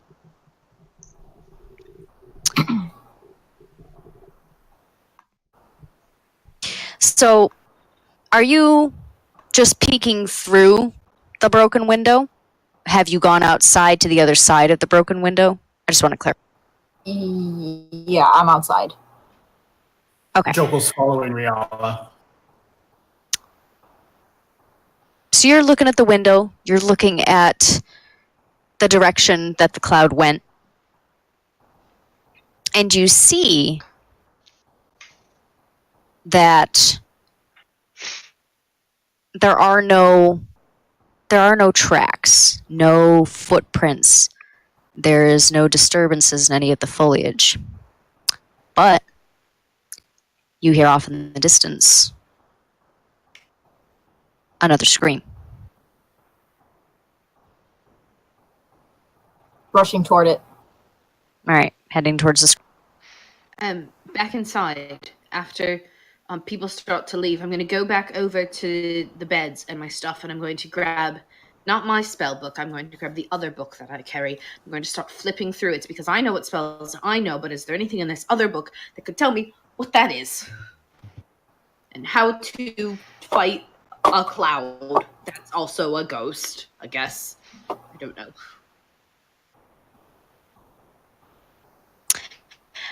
Why don't you make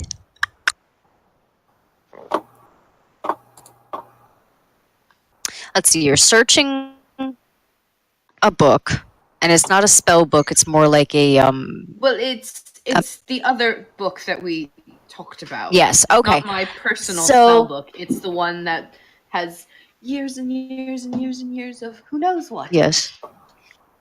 You know, that one. I'm going to have you make a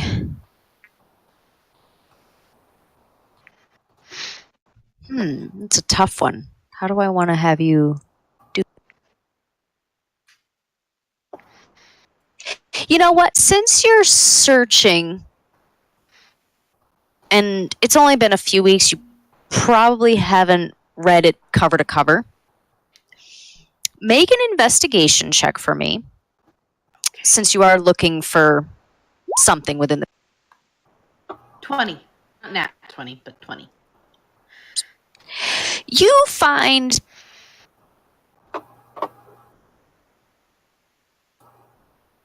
sorry, my keyboard highlighted everything. You find a few things in the book that this gaseous cloud could potentially be. Okay. You find that it could be a demon. Okay. It could be a creature summoned from another plane of existence. It could be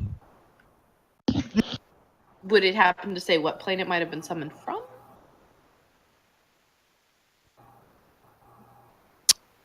from Shadowfell, Okay. Ah. or it could be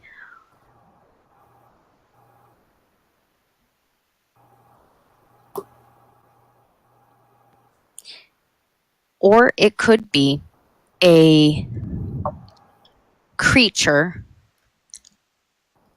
that your family called the boogeyman. No matter which option, it's not pretty. Does it say what it might be? How to fight cloud? Does it say how to fight a cloud? Like, do you hit it with a sword, or is there like magic? So, like, battle tactics? Yeah. Is there any tricks of the trade? You know, resistances, or I only rolled a 20, so you know, I just figured. I would say that detail probably would not be outlined. Okay.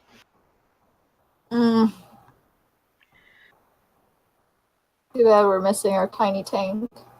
Okay. Hey, what are it's you gonna be doing? Something really bad.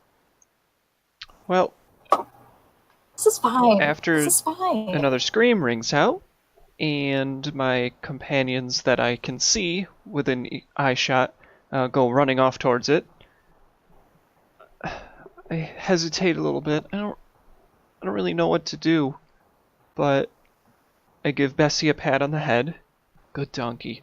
And I turn and start running after them, pumping my arms as quickly as I can and trying to hoof it behind them. Spoon still held out at the ready, like a torch. Are we running towards the scream? I shout through the broken window towards 8. It's a boogeyman! That is interesting. We will talk about that later.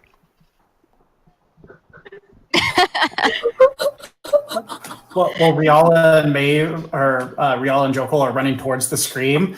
Jokul just whistles, like he does the really loud, like dad whistle that I can't do because my fingers don't work. Maeve will just like click up, and then she'll just, if the stall door, if the horse like stall had a door, it no longer has a door. Maeve to the rescue again! At the whistle, I look up for my turkey. Wait. I would like to do something really quick. As 8 is running away and I can see 8 through the window, I can see them.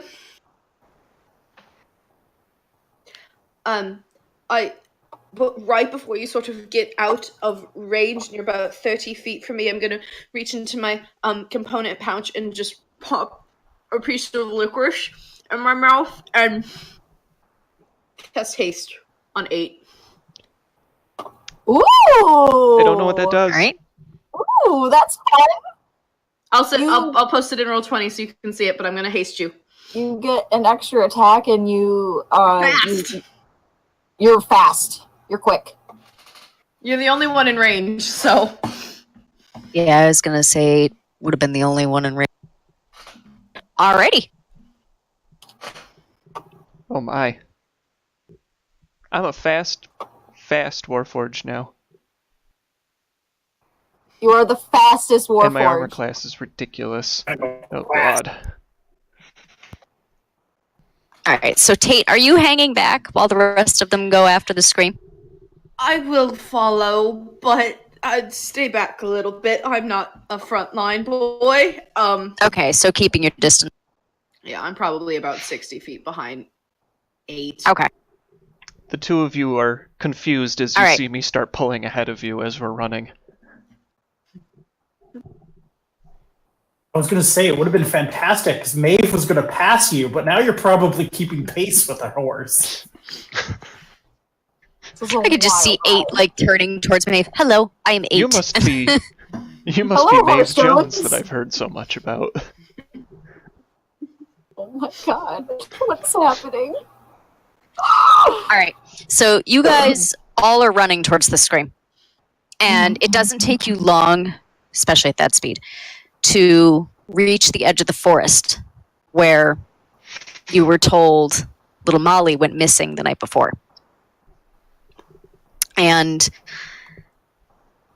it's dark. and it's thick, and you can't see much past the line of trees. Do you keep running? I would, yeah. How thick are these trees? They are big enough that you can walk between them. It's not like it's a tight cluster, but it is thick enough, and considering the time of night, that you can't really see too far ahead. What time of year? It is also the middle of summer, Okay. so they are all full of leaves. Okay. So, Rial, you're going to keep going?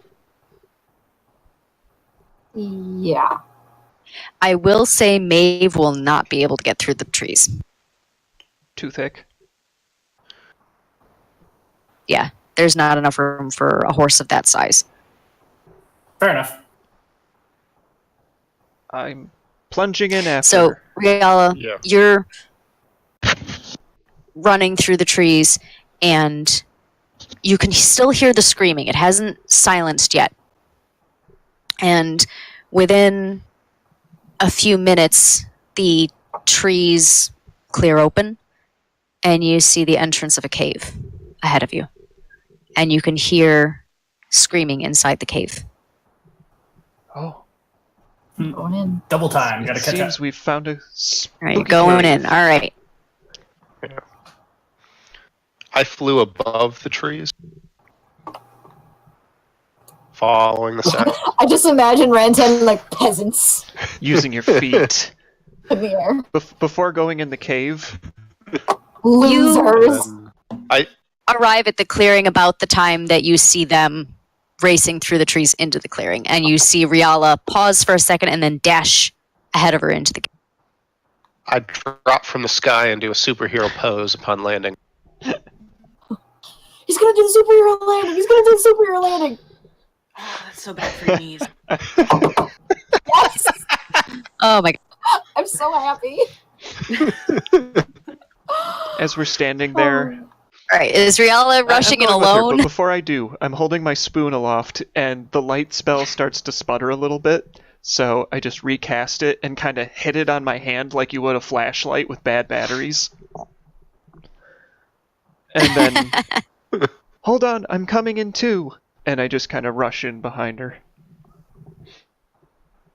Okay. Much faster. Jokel's behind me. So what order are we? We have Riala, 8, Jokel. Is that it? Sound? Or would it be Jokel 8? I think it would be Jokel. I will let Jokel go in front of me because I'm a polite person. I am, You're so but fast. I'm only as fast as I move. So if I let people go ahead of me, then that supersedes it. Just walking really fast, but not very far. Eight's doing like the Terminator run. All right. Let me just ask you this. Do you guys see something and roll? No. Yes. Yes. No. No. Oh yes. Oh, yes, I do. now I do. Oh, wow. Combat Okay, map. Oh no. All right. Claps You- for combat map. Get through the entrance to the cave. And 8 thankfully has a torch. It ruins anybody who Spoon. has dark vision, but they've got a torch. Spoon, I'm torch, also glowing. flashlight. Jokel's And Jokel's sword is Can I glowing. call it a sporch? Yeah, the spike chain's glowing too. Sure. No. Oh. There's lots of us glowing. But what if it was a ladle? Then it would be a ladle. Anyway, there's plenty of light. Weird. You get through the cave entrance, and it's decently wide enough for 3 people to fit across when you first arrive. And as you start to move forward through the cave and you slow down because you're not in a wide open area, you see that the walls are musty smelling, and you can smell mildew and the very faint smell of rot. It's not exactly damp per se. It is in patches, which is where the mildew is coming from. But for the most part, it's pretty dry. And it's very Is there dark. a dripping noise? And the screaming has stopped. There is a dripping noise that you can hear in the far distance. Plink. Plink. Which way do we go? Tate catches up at this point. Oh, good. You've made it. And you've brought our bird friend with you. Is there any like blood trail or anything marring the stone of the cave? You do see some dirt movement as if something has been dragged over and over again. Hi, pretty baby. Oh. But there's no blood. Joker will point out the drag marks and just take lead and start following them.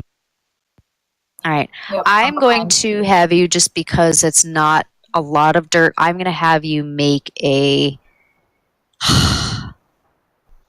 survival check because you're tracked.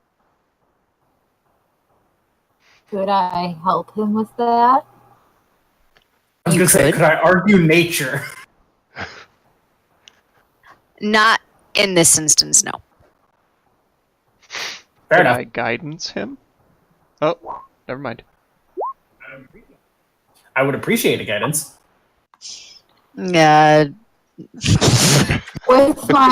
With me helping, is that with advantage or without advantage still? That would be with advantage.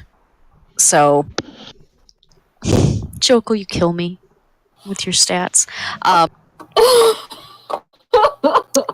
You are able to follow the my tracks, but you God. notice that they're not exactly clear. You see some of the tracks leading to the left, and you see some of the tracks going forward and some tracks going to the right. I will say with that roll, you know that the tracks to the right are much more defined. It seems that whatever possibly resides here goes to the right a lot more often. Joker will point it out and head that way. Okay.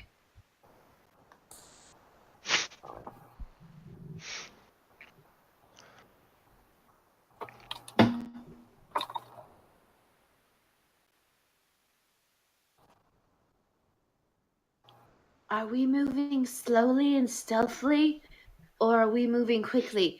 Because if we're moving slowly, that haste is going to wear off in like 10 seconds, and 8's going to get really tired. I do not get tired. But you're going to not feel good for about 6 seconds. I'm following the group. I know the Hey, sky, I don't you wanna- know caves. Hey, while you have that spell, maybe you could rush ahead a bit. And it's gone. And it's gone. Okay. I go to take a step and kick a rock that's on the ground and stumble a little bit as it just kind of goes bouncing out down the cave corridor. I believe I will just follow behind.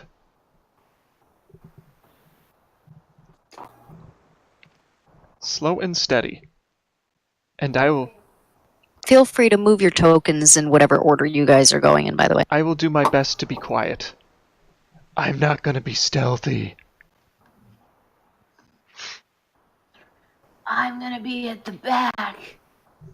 Because I'm a squishy wizard. Well, All right. Stay close to me then, Tate. I will do my best to shield you from inconceivable horrors that may be lurking in the dark.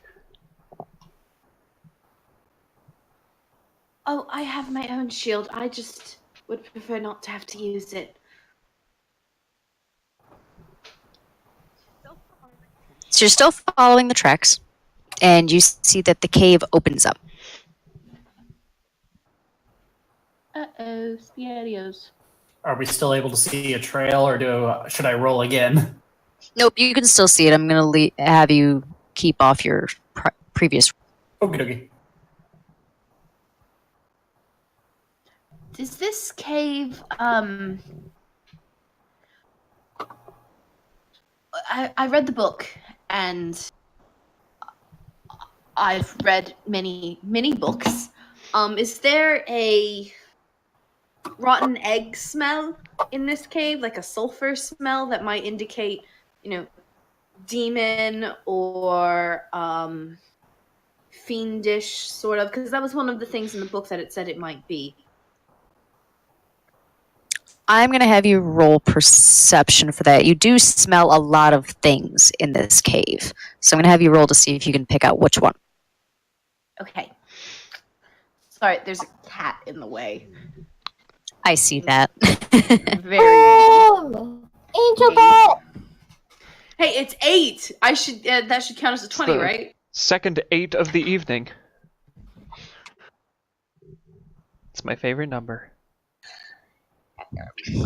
You can't tell if there's sulfur. It does, as you go further down this cave, it is starting to smell a little worse, and the dripping is getting a little louder. I'm just gonna routinely cast prestidigitation on my shoes.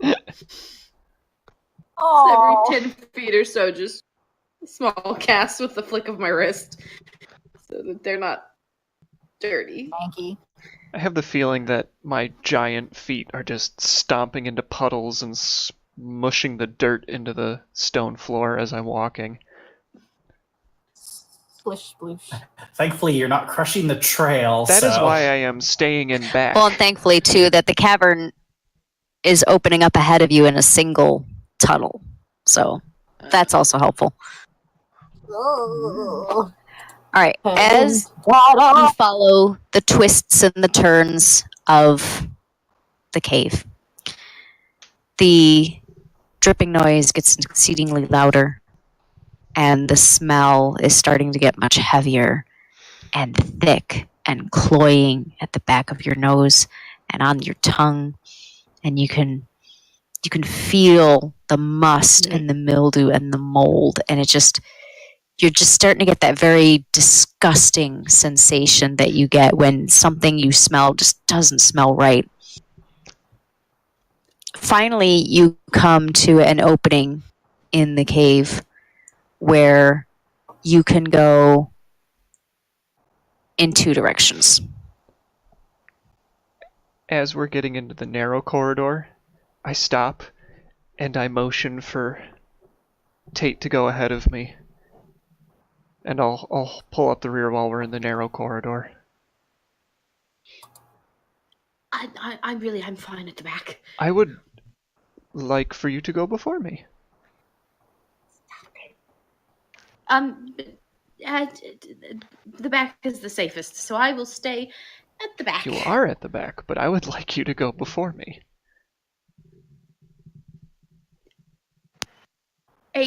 The only weapon I have is I'm gonna hold out this itty bitty little dagger, and the only combat it's seen is when I used it to chop off Jokel's hair.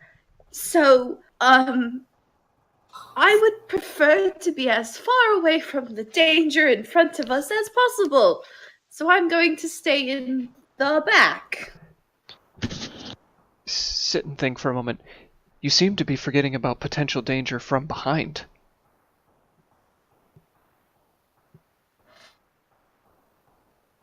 You know what? You're right. I'm gonna walk ahead of you.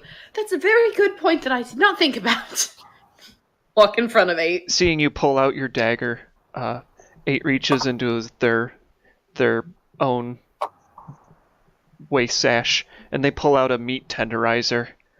I do not carry a weapon, but I suppose this might suffice. I mean, Meanwhile, Jokel and Riel have, like, weapons. Jokel's got enough weapons to, like, outfit an army, and 8's running around with a spoon and a meat tenderizer.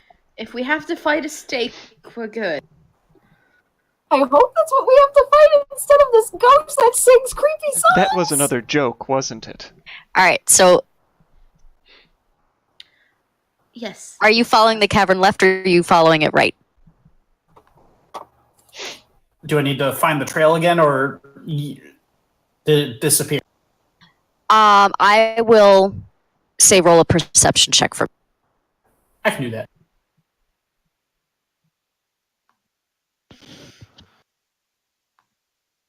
Nice. And there's a reason I want perception and not. Oh no. I'm much happier with perception. Actually, I have a bonus, so 21. All right. You see that the trail actually goes both ways pretty heavily, but to your right, you see something glinting at the edge of 8.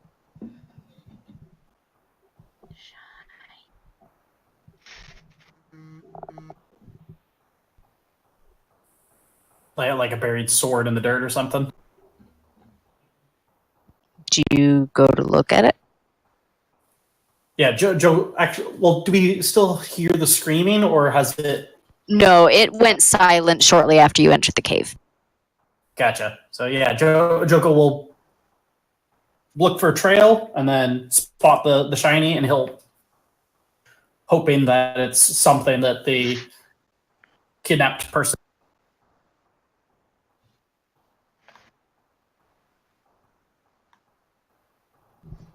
Okay.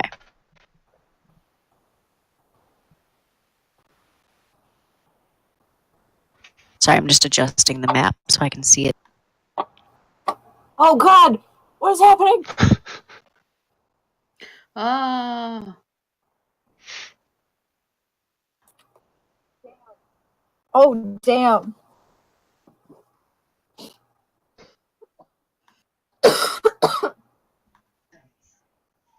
Okay, sorry.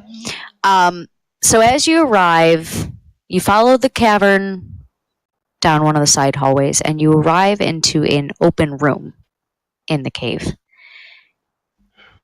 And the first thing you notice is that in dead center, there is a pile of gold and other valuable looking objects. The next thing you notice is that it is surrounded by piles of rotting flesh that is clinging to old bones.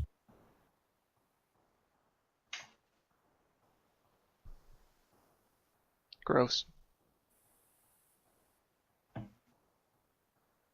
Does gonna 8 say try that, to- or was that a bloop comment?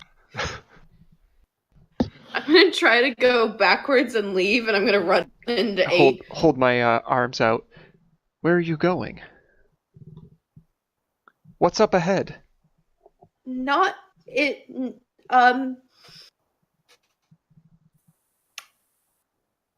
Gross, bad things that we should just probably avoid.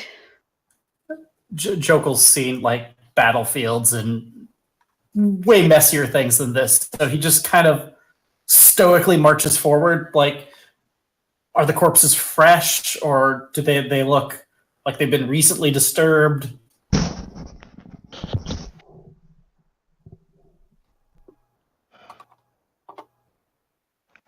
So these actually look pretty old. Like they look like they're leftover discards from several meals.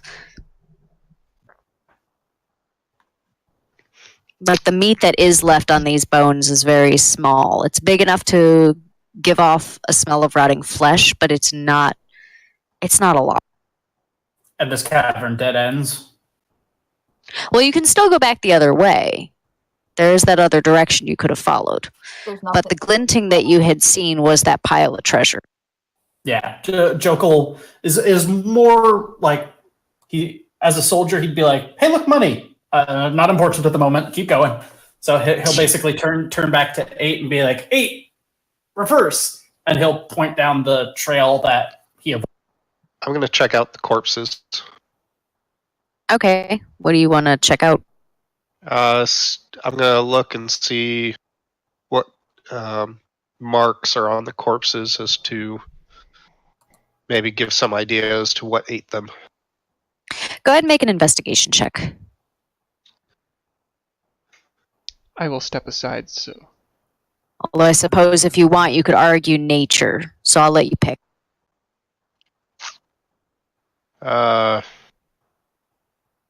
They're the same. They're not going to matter. Oh, yeah, duh.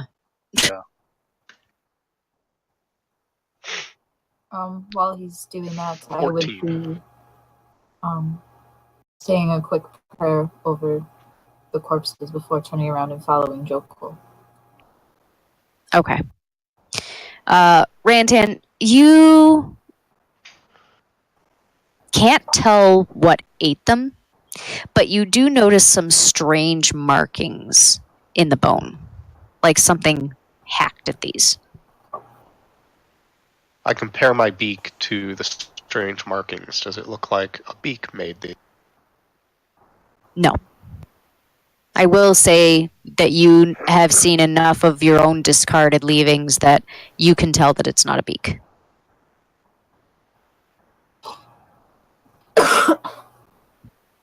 Alright. I inform the group that a Arakoa did not eat these corpses. well, that is comforting. You're welcome. No, I wouldn't think so. Are we alone in Of course, here? I'm not sure why they would be in a cave, but it is always best to make sure and to rule out information. I want to check around to see if there's any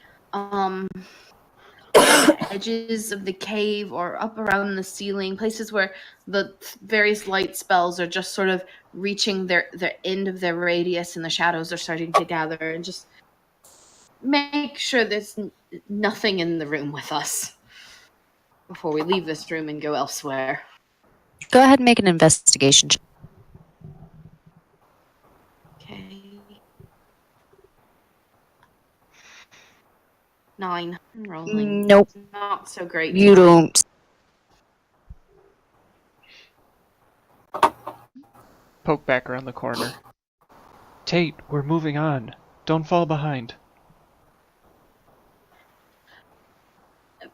I'm just making sure we're not being followed. Catch up with 8. Alright, so you guys are heading back down the other.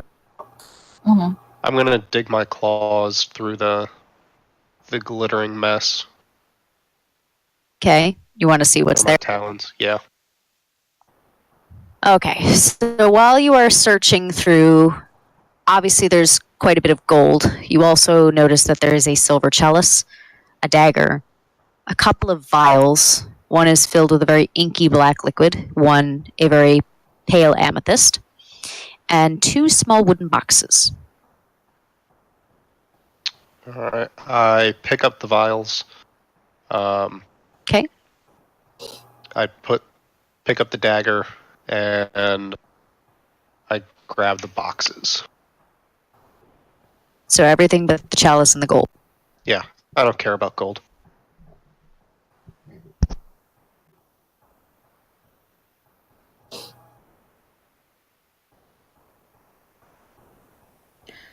Are we still in the same room as Rantan?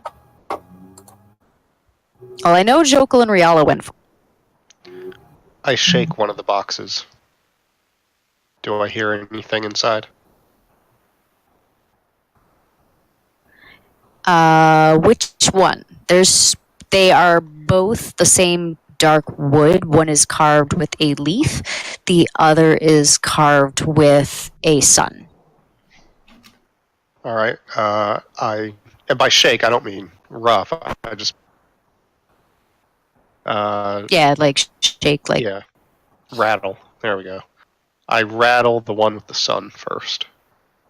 You hear something cluttering around inside the. All right. I will open the box. You see rubies inside. Oh. I drop the box back in the pile. I rattle the box with the leaf. You don't hear any noise. I open the box. It seems to be a mix of spices. Pocket the box. Okay. So you have raided the treasure. And I know that 8 followed Rial and Jokul, Tate and Rantan. What about you, followed Tip? 8. You followed grudgingly. Well, he called me, so I went. I will go catch up with the rest of the group. Okay.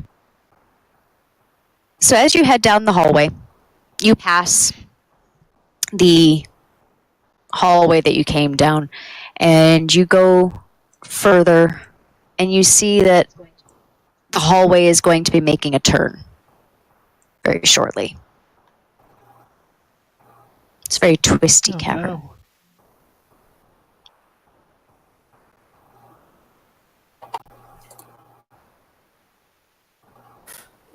Chocola just grumbles, "Stupid, dirty caves," and just keeps going. Stupid, dirty caves. Pat, He's a So far, cavalier. He likes open spaces. If anybody would be claustrophobic, it might be Jokel. Rala pats his arm. I'm inclined to agree with Jokel, and I make it known. You have a good head on your shoulders. You must also be wise. Speaking of head on your shoulders, take care not to hit your head on the ceiling. Jokel probably is the one ducking through here.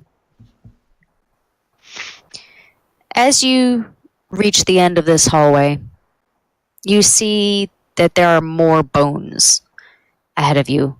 These picked a little cleaner, but still gross and covered in little bits of flesh. These are definitely older, so that rotting smell is not as evident for this pile. But it is certainly larger than the other ones you saw. How big are the bones in the pile? Are they like adult-sized, or are these children skeletons? They are varying sizes, so make a nature check for me. Oh, I should probably be the one checking this, but He's not investigating. He's just doing passing glance. Like, is that a child or a halfling? Yep. Right, but so in the pile, you notice that the bones are actually varying sizes. There are small human-looking skulls, and then there are larger skulls, which you can tell come from farm animals and other livestock, given your particular history. How long does it look like these bones have been here? Do they look like those are... I mean, they've been picked clean, but are they decaying from old age and calcium breakdowns, or are they just, bones? They haven't been here long enough to start decaying for that measure. They do look very brittle, though. Like they've been here long enough to start to dry out. Well, Anders does not know the difference. Sorry. Is that like a month, a year, several Probably a years? Trying to couple go full months. CSI here. Depends on the cave's conditions. Yeah. Yeah, if it's slightly humid, it might take longer to decay and all that other stuff. So if those bones have been here for a couple months, and how long did the villagers say that? Why is this thing hunting in the village now? I mean, I get the sheep, but a little girl, whoever the other, us, is this two different creatures? Does the creature go crazy? These are excellent questions. mean- We should probably ask it when we confront it. I'm gonna check the bones to see if they're the same bite marks. I would Yeah. suspect this is not the type of creature you can negotiate with or have a conversation with. Especially because it might be a demon. And demons are just, they're going to suck out our souls. That sounds problematic. And then eat our corpses. Yeah. I let the group know it appears to be the same thing that ate those other humanoids I did in no the other such thing. room. Good, that means we're on the right trail. Why it is making several different piles, I do not understand. But Could it be more than one? I also found 2 vials in the pile over there. I found this dagger. I pull out the dagger. And I also found these 2 vials of something. And I put them back in my bag. I tried to And I grab a also vial have this from box of Oh. spices. you. I tried to grab a vial. Loot later. We got to try and rescue this kid Fine. while we can. Alright. I give you a vial. Yes. I don't know which one. And we continue forward. I would like everyone to make a perception check. Uh-oh. Oh boy. Oh Spaghetti-O. no, did you do it again? Yeah, 10. That'd be a 21. nat 1. 2. Oh, I got it. The 19. vial is shiny, and it, like, sparkles when you turn it. Yeah, I was just glowing going from to say the light Tate spell. is too concerned with the vial that he just received to care about anything that's going on in this cave. I'm distracted by him Um, being distracted. 8. Yeah, I was going to say you are also distracted by you like, ooh, shiny. Tate's got a shiny. The rest of you notice at the last second something go past Jokel's head.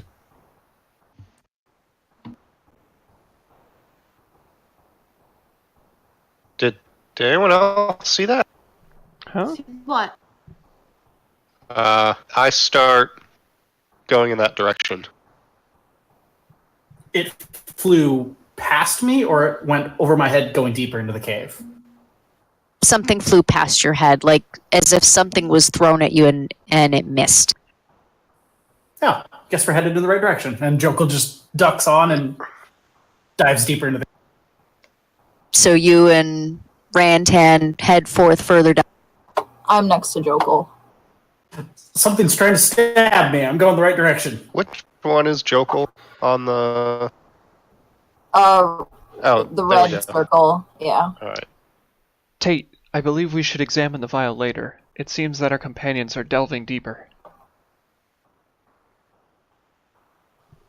I mean, the monster's gonna be here whether we get there in 1 minute or 5 minutes, and I kind of want to. But its latest figure out victim what may not this is, still be there in in case 5 it's minutes. helpful. It could be. I put my Don't you palm want to know- behind Tate's back and start shoving forward. Start walking, and then I take the top off the vial and I sniff See, it. there is time to multitask. You can examine that, and we can save someone. Everyone wins.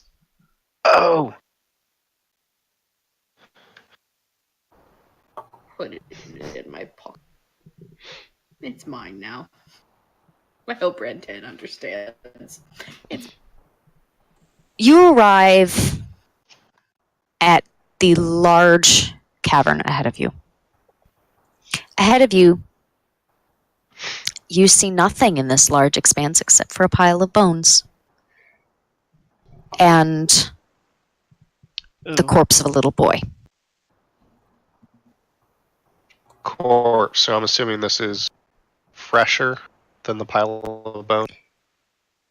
Yeah, the blood is still oozing out of the body from a gash. Can I rush over to him and see if there's anything I can do? You may.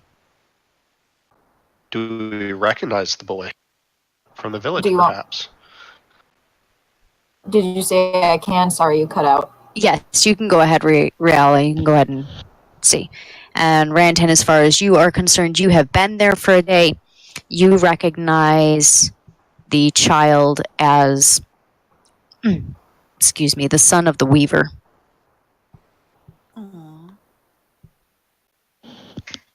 Would that be a medicine check? That is the Weaver's son. 15.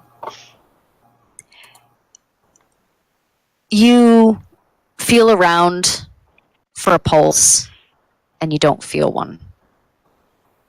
The skin is still warm, still feels alive, but there's no pulse. And when you go to turn the body, it very easily just moves against wherever you shifted to. So I feel like Riala would know this, but guess what? Cole fucking doesn't, because I'm not a medical person. If, like, try and, like, when you, can I stop the bleeding in, like, what, chest compressions? Like, is there nothing? Like, I don't know. This is probably a really dumb question, but... So Is generally... CPR a thing in fantasy? I don't know. But, I mean, that's what I would try to do. It depends on the setting. From where Riala comes from, they have the potential to know what CPR is. Oh. But Riala would know that when there isn't a pulse, generally there's not much. She can try with a 15 medicine check. She can certainly try and see if anything happens. But the gash is in the chest. You said the blood is like soaking the dirt around the body, so Yes. small child amount of blood on ground is like, yeah, that kid doesn't have any blood left in his body. Fuck. Does there appear to be anything missing from the chest? No, like as if something had taken... No. Yeah. It's just like a cut through the chest with As a Riala's knife working of the some body, sort. I unclasp my Why don't I have that unclasp my prepared? mask from my side, and I don it, and I stand up next to her beside the body, and I am about to do some out of character. I'm about to do something questionable, but I'm going to do it. And 8 looks to Riala and says, "It seems we were unable to get here in time, but perhaps this one can still tell us something." And I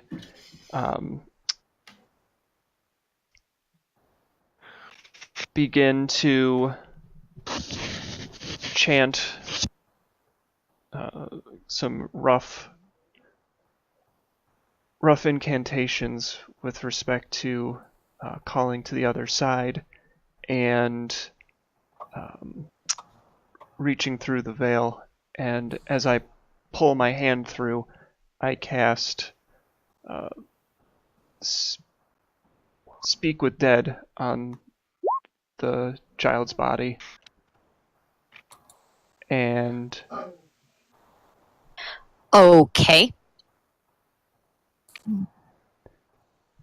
Go ahead. I wait as I hope to call the energy to grant this body the chance to give us information that we might be able to put to rest what has been terrorizing its people.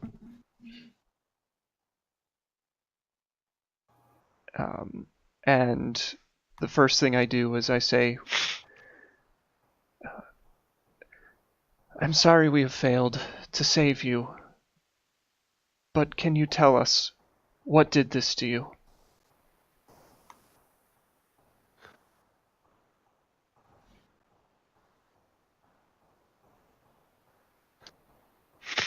The child doesn't open its eyes, doesn't even breathe. It barely whispers its answer. Monster.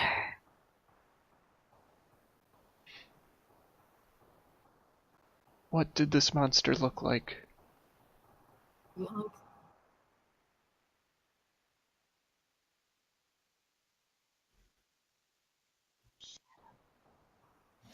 Shadow. Teeth.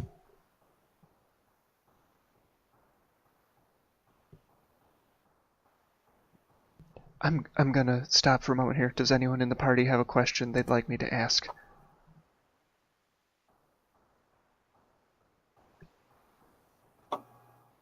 I mean, I have some philosophical questions, but this is probably not the time for me to indulge my curiosity into the afterlife. So perhaps ask him how long is the creature. I don't know. It's your dead body. Not mine. What would be helpful so we know what it looks like? Well, it's a shadow. We knew that already. Yeah, I know. What else do we need to know, though? Is it just the one? Where's it gone? How many are they? That's the kid. How did you die? The monster killed it. The monster. But with what? Monster. No, Oh, I'm no, the but only one that that was a has question? questions. Oh, okay. So Go ahead. I ask, do you know if there's more than one?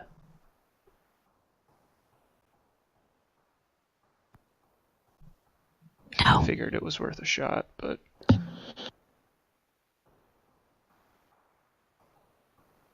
We should ask it about the gold, because if it's a shadow, why does it have an entire room full of this shiny boy things? only knows what he knew in life. Asking a question like that will not serve us. Well, then why didn't we talk to the skeletons in the room with the shiny things? And not, the 6-year-old. That is an excellent question, Tate. But unfortunately, I do not know the answer to that. Sorry. Up Is to it only 5. 3 questions, or is it 4? Yeah, you have 2 more you can ask. Had you seen the creature, the monster, before? Or we could ask it.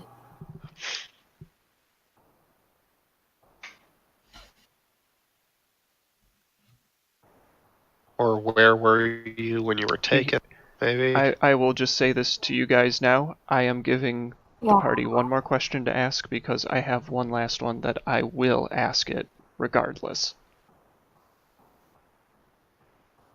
That's fine. Ominous. I think. How was he taken? Maybe. That's a solid question. How did the shadow Why- bring you here? How's that? Mm-hmm. Yeah, I think that's good. Well, yeah, that Dragged. was easy. From my bed. Yes. Okay, and one last question for you, and then mayhaps we can help you find peace. Do you have any final words for your family?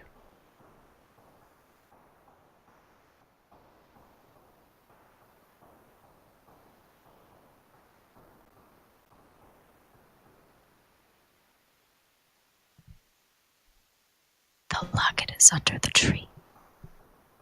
I'm sorry. Those are really intense final words for a child. Yes, they are. After the spell fades, I grasp my holy symbol and I place a hand on his forehead and I mutter last rites and a prayer.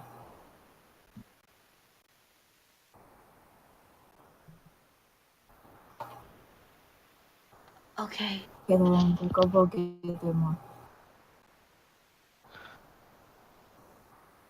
With being a cleric, Do you have detect evil? Huh? I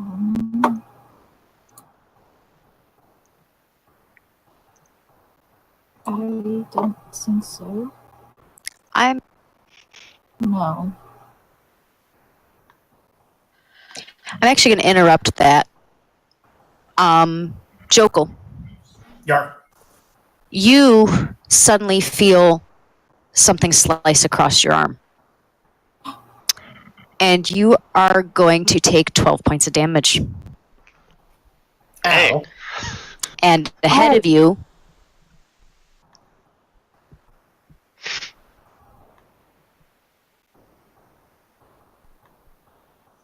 And?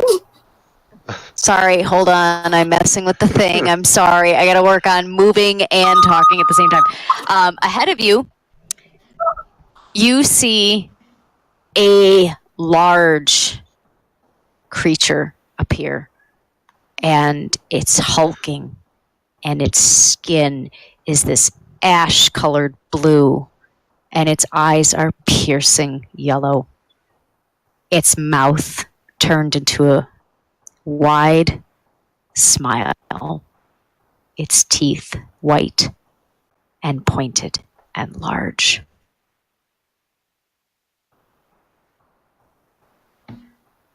Push to talk. Push to talk, push to talk. Oh, sorry. Sorry. Give me 1 second. I'm going to put up the turn order, and then I would like people to roll initiative. So don't roll initiative just yet. Oh god, oh god, oh god. Woo!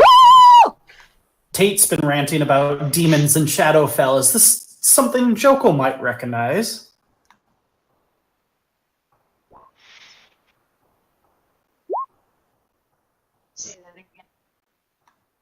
Say that again. Tate was ranting about demons in the Shadowfell. Being from the Shadowfell, is it potentially something Joko recognizes?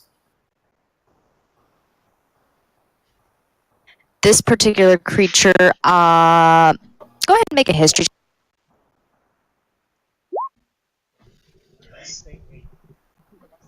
The dice say 8. Yay, another The dice 8. say no. So Jokel, Tate, Rantan, you guys can go ahead and roll your initiative. Looks like you're going to have to manually input it in the turn order. Yeah, I see that. Mine's coming up automatically. My turn order. You just gotta click the token and then it Yeah, should click plug your you token, in. then hit initiative, and it'll go straight into the turn order.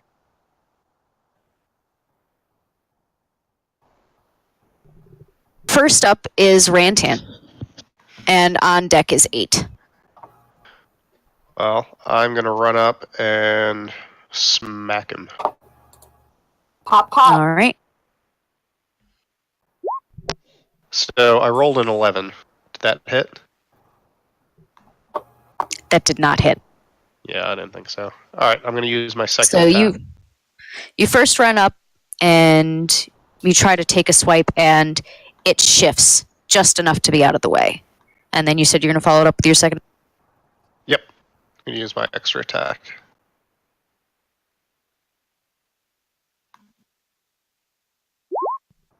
Ooh, nat 20. That will hit. All right. So Hell yeah, since it's a great. nat 20, why don't you describe for me how you make your second? All right. So on my first attack, I swing And don't forget to roll your damage. Oh, yes. So if you click the name in the chat, it'll do the damage for you. Okay. 14 damage.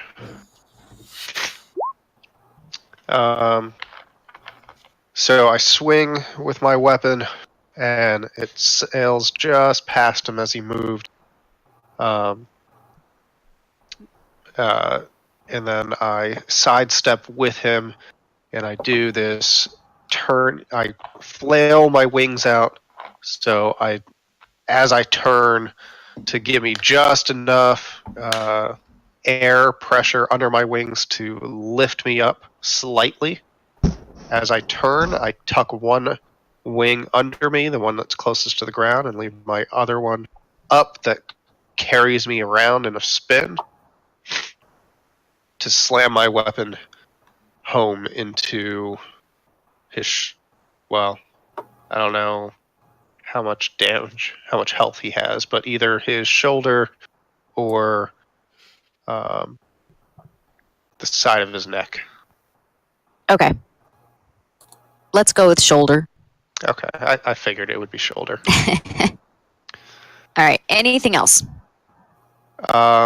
Any extra damage for critting? It already rolled it. Yeah. And don't forget, you have your bonus attack as a monk because you get your main hand, hand, and then your offhand with a punch. Yep. Yes. Excellent. All right, yeah, I'll use a Kai point, and I'll do Flurry of Blows, which allows me to make 2 unarmed strikes as a bonus action. Okay.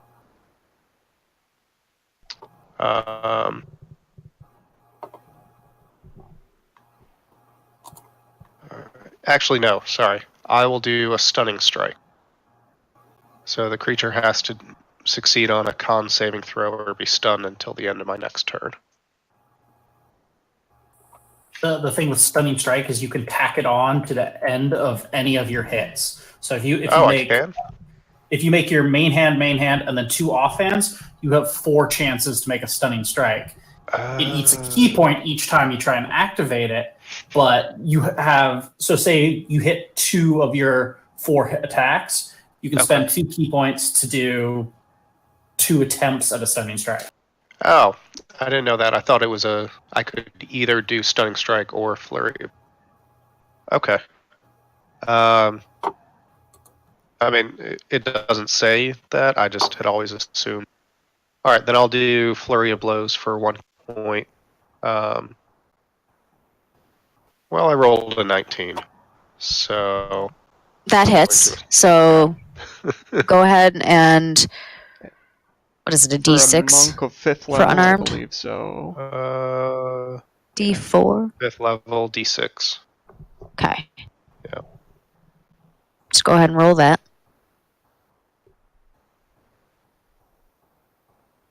4 plus 9 damage. And then second unarmed strike.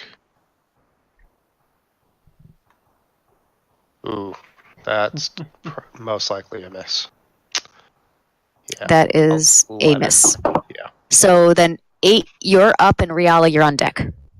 Okay, seeing Rantan spring into action, I step forward and get my frame between this weird monster and Tate, and hold out my spoon in one hand and my meat tenderizer in the other.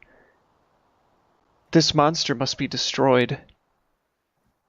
It's preying on the innocent, and as such, I will cast with the flick of my spoon through the air. I'm still wearing my mask as well.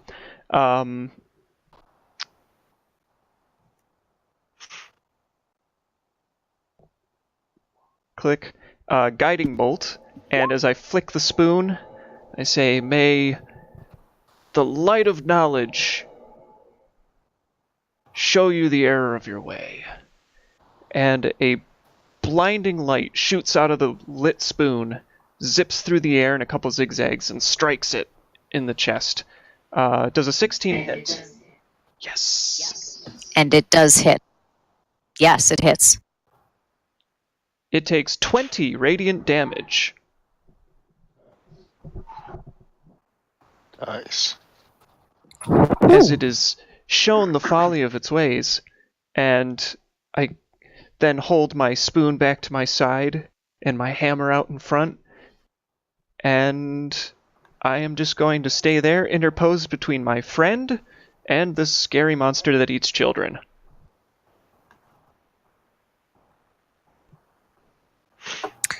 I know, but it doesn't know that. All right. Child. I'm done, yes. I'm guessing you're all... Okay. So Riala, then Jokul, you're up next. Okay, so seeing that Jokul just took a hit, I reach for the ring on my finger and I close my eyes and I rub it and I cast Warding Bond on Jokul. Okay. And I will post that. Warding Bond is as long as he's within 60 feet of me. Where is it? Okay.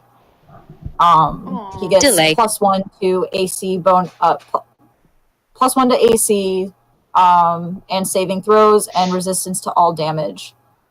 Time he takes damage, I also take damage. All right. Mhm. That would be Riala, so now Jokul, and then Tate, you're on deck. Jokel's just gonna smile down at like the bloody gash in his arm, and he's like, "About time you showed up." And then he's gonna just step up and just his chains twirling with that rhythmic like hum in the air, and he's just gonna whip it into the monster. Sorry. Okay. Are the chains still emitting light? You do not hit. I actually do because of guiding bolt. That is guiding correct. bolt makes the Oh. next hit an advantage. That's right. Guiding bolt. The next Guiding bolt makes ally's the next attack hit against what? the hit creature is dealt with advantage. That's right. Nice. All right. So then, yeah, you do hit with that, and you're going to do 11 blood. Yep, and then I'll extra attack and do it again. Yep, because But it's only the the glowy next effect attack. is gone, so I have a chance of.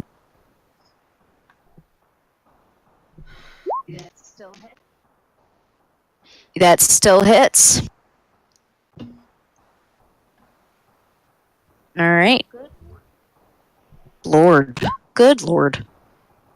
And then you're going to bonus heal. action, bonus action. I'm just going to second wind to heal the 12 damage it did to me. All right. Anything else, or are Power we couple. moving into Tate? I am done. Tate, you are up. Okay. I'm going to reach down into my mini pockets and fumble around for a second or two because I can't find the component I'm looking for, and then I'm going to pull out a handful of iron powder, and it's going to sort of spill out through the cracks in between my fingers as I'm holding it a bit too tight and kind of squishing it out. And I'm going to go to throw it at Jokul, and then I'm going to look up. How high is the ceiling in here? We're in a cave. We're talking 30 feet. 30 feet? Oh, sweet. Then I am going to throw it at Jokul. I'm just going to... Jokul, heads up! And throw the iron powder, and as it sort of scatters into the air and kind of blows forward and hits the back of Jokul's back, Jokul doubles in size as I cast Enlarge on it. Oh, God. Oh, yeah. So you're now twice as big. Oh, yeah. So Jokul is 12 feet tall then, right? Samad? Yeah. Jokul, you could make your token twice as big. That's a DM power. I can't scale tokens. How tall is this creature we're facing? It's about 7 feet. So now Jokul is towering over this thing. Oh, yeah. Take that, motherfucker! Yeah, so you now get an extra 1d4 on your damage. You're considered large, and you have advantage on strength checks and saving throws. Yeah, and you're big. I just imagine Jokul, like you said, look out. So he turns around and just gets a face full of the dust. Like, what am I looking for? Ow! Oh, this is delicious. Extra now. damage, too. And then I'm just gonna start backing up these steps back this way. Towards the right top on the map. And back up 10 feet. Which I think would take me to here, which I can't see. But if there's DM room is for me to back measuring. up, I'll back up. DM's measuring, I don't like Yeah, that. there is. Hold on. Yeah. No! That.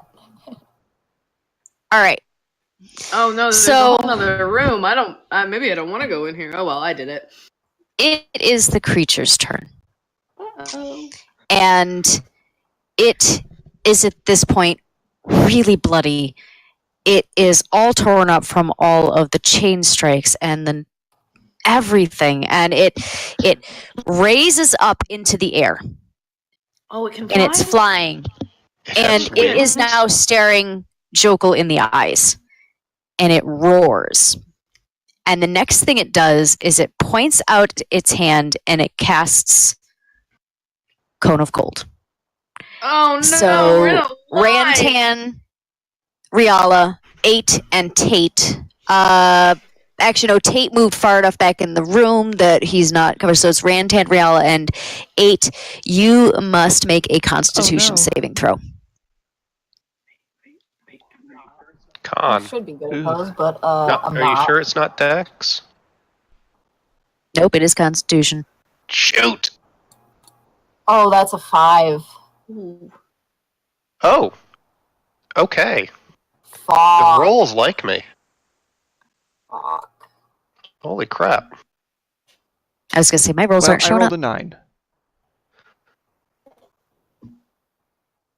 Yeah, you I- might have the DM roll on. I rolled a 20. Did Joker roll yet? Jokul is actually not in the cone. He stepped out of... Oh, okay. Jokel's twice as big. He's technically in that square right next to. Oh, that's right. Yes, then I Jokul, you shouldn't should have be said rolling as well. anything, But my dungeon master Nope. brain had to speak I- up. It's okay. I appreciate it. And Jokel. now- I gotta learn how to scale these things so that I can actually visualize it instead of just pretend. Yeah, I'm good with that. I'll make my con roll. And this is the moment that all will remember. Saved The his pivotal con point throw. in which Jokul died. Oh, stop. Do not! Please, it's a con save. I'm a fighter. Riala would kill you. Cole would kill you. Yes, I would. You can't kill my OTP. Okay. So, Riala and Nope. 8. Mm-hmm.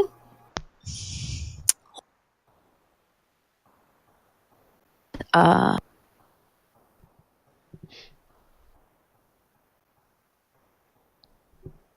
33 points of damage. 8. You said Okay. 8. Riala and 8 Ah. each take 36. 13. Holy crap. 1, 2, 3, 4, 5, 6, 7, 8, 9, 10, 11, 12, 13. And wanna know how Jokul many and hit Rantan points- take 18. You want to know how many hit Okay. points Tate has? 32. Glad I I have backed up. 33. Yeah. So because of warding bond, Yes, so you said Jokul would Jokul get 18. a plus to his save. Yeah, Oh, so, Riala's so Riala's Jo- taking his AC. damage as well. yeah, but Jokul takes the Yeah. so Jokul takes the 18, but it's reduced to half because of warding bond. So Jokul takes 9, and Riala takes the other 9. you take the same amount of damage as the person you're warding. So you just Yeah. took Oh, dang. Yeah. you just took So was that 18? 43. How much did you say? So- 45. Jokel got? You take Jokul 9. would have taken 18. But Riala So you already take took 45 36. damage. So you would add the addition to Holy crap. 9 more. 1, 2, Yeah. 3, 4, 5, 6, 7, 8, 9. Woo, buddy! Are you still conscious? I took 12 points of damage the first time, right? Or 20. You took What 36. first I'm time? confused. You took 36 and then you took 9. Oh shit! Yeah. Nope, I'm down. Okay. I was like, wow, Riala's Right? got a beefy load of health over I there. heard 12. No. 36. I have 32, so I'm at -3. Okay. So you actually fall to the ground frozen.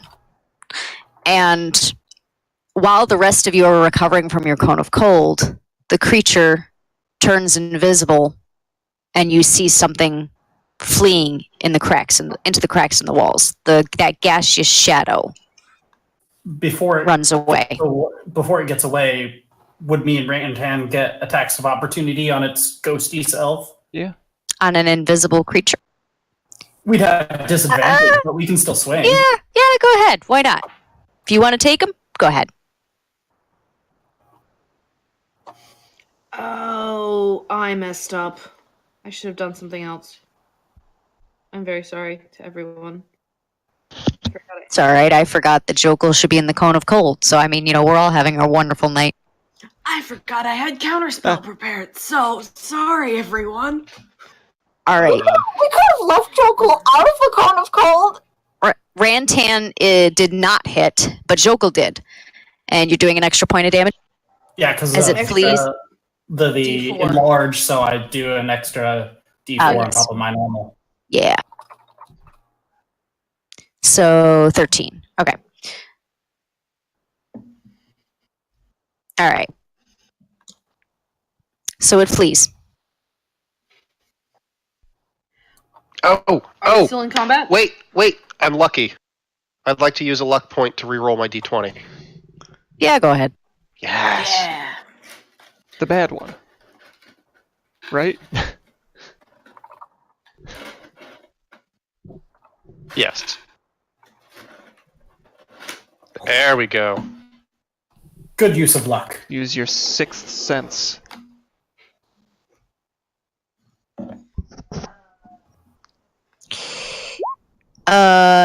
It's rolling at a disadvantage, though, so you actually have to roll that. Or does But luck I'm only get rid of the disadvantage? re-rolling one of the D20s. Oh, okay. That's right. Yeah. Okay. His lucky roll is replacing the 12. Right. So, all right. So that does hit. So you do an extra 10. All right. All right. So, like I said, you do see the form escaping through the walls. The cracks in the walls that Tate had tried to investigate earlier tonight. Its invisibility is probably a ability, not a spell that it's casting. That's just a natural thing it can do. Yes. We're still in combat, so I can't do anything else. It's not me. Well, actually, your quarry has fled. Oh, so we can't do things? Yes, you can do things. Riala is a frozen hunk on the floor. I'm gonna go put my hands on Riala and do healing hands. Or whatever it's called for me to heal people without a spell slot. Yeah, healing hands. Yeah. All right. 5 points. But I'm you not don't go conscious. into negatives Nope. in this. You heal Yeah. from Oh, I 0. don't. So whatever healing Tate just gave you, you're Yeah, you go Oh, from that's 0. right. I'm cast at 5. Cure Okay. wounds. Yeah. At third level, because So I that like hurt. you. And I rolled really badly. Where did it go? Wait, do I get the 9 Yeah, or the so it's 4? 13. you get it added together. 13. Oh, bless you! What's 13 plus 5? 18.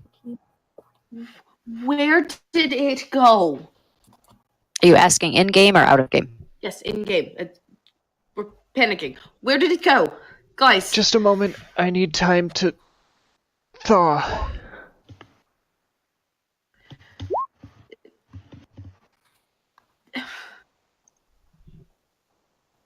I don't know where it went, but it appears that we did not destroy it.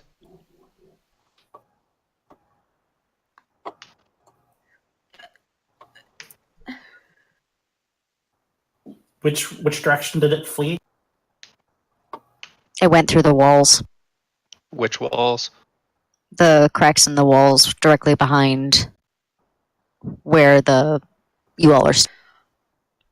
I'm gonna do something really dumb because I've never fought with other people around me before and I'm not very smart. Cover your ears! And I'm gonna run over to where it fled and put my hands on the wall and cast Thunderclap. Because it's got 100-foot range, so I might still hit it. Alright, earthquake All right. incoming.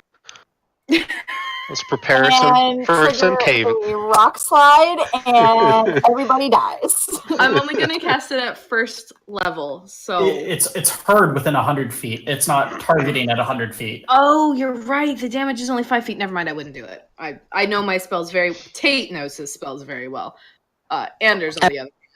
Read Yeah, I was going to say, I was 100 waiting for it to pop up to read it to see. All right, yeah. Okay, so you're not going to do that.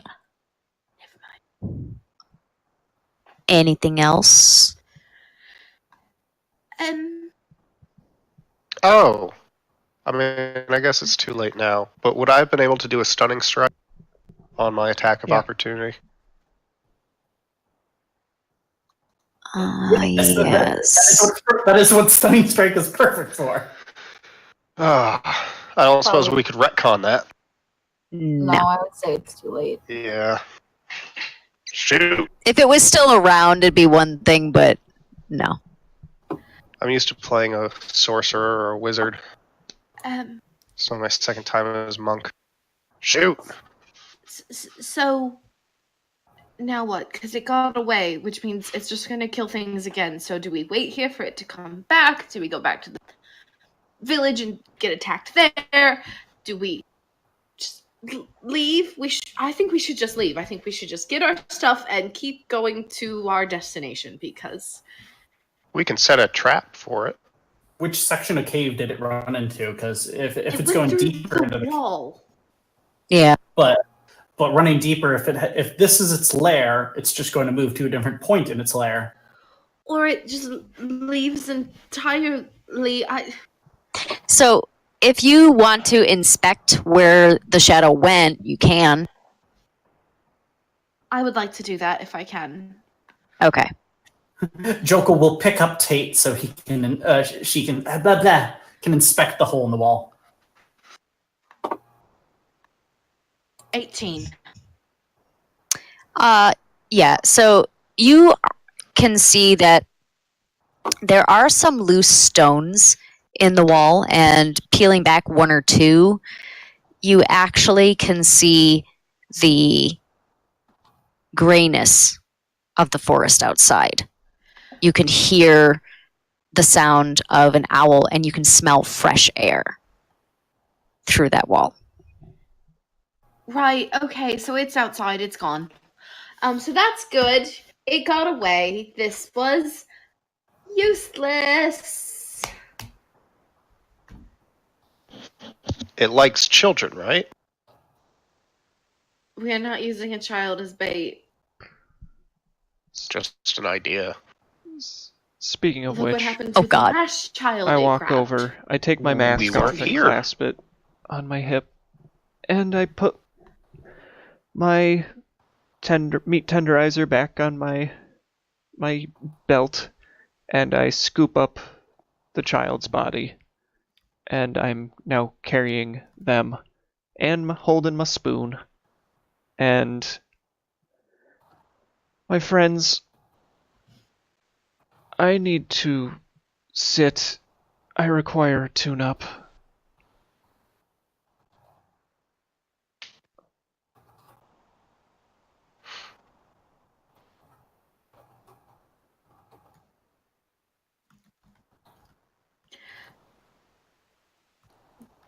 I mean, Okay. resting is a good idea.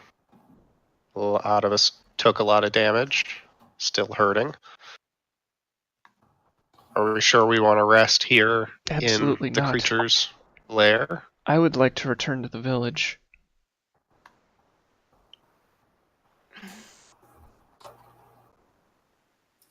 Jokel's going to make the most of his enlarged and just start tearing away the stone to see if he can widen the hole. Okay. Yeah, I'm just going to say you can do that. I'm not going to make you even roll for that one. Big joke. He's not Yeah. normally this strong, so he's got advantage to do this. So he's basically only doing this until Tate's spell wears out.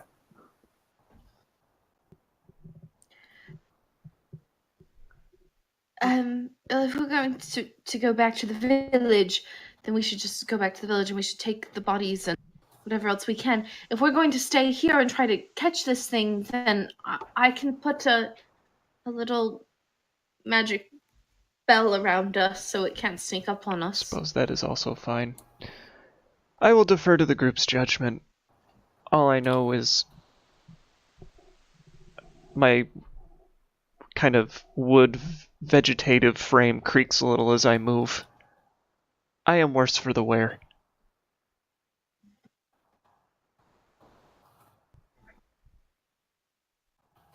I have to admit, not feeling so great myself.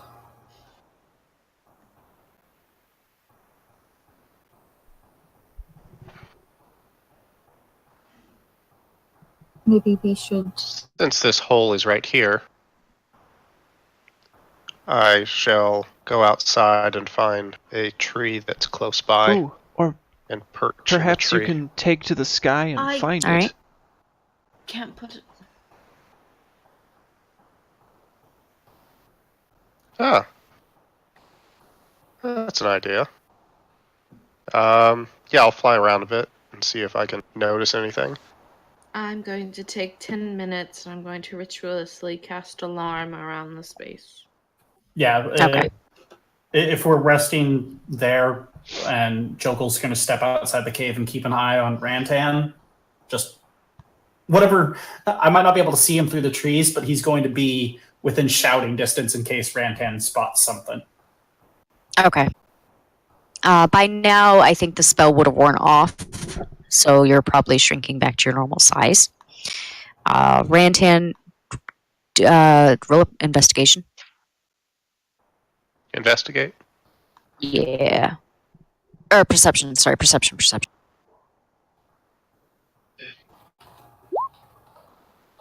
15.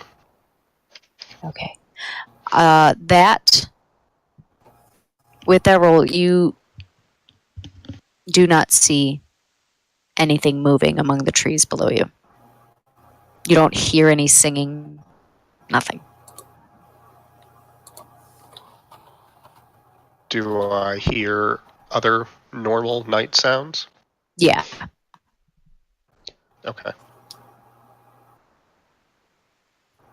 Yeah, you hear the owls hooting, you hear rustling in the foliage from little nocturnal mammals, but nothing outside of the ordinary. Okay. I will find a tree close by to where I exited the cave and Okay. perch. And the rest of you are going to stay in the cave, and Tate has set an Certainly. alarm spell. I put the Mm-hmm. What were you going to say, Cole? Are we taking a short rest or a long rest? Well, at this Short point, it's probably 3:30 in the morning, so it's still pretty dark out. So a slightly longer than normal short rest. time for 1.5 juice boxes.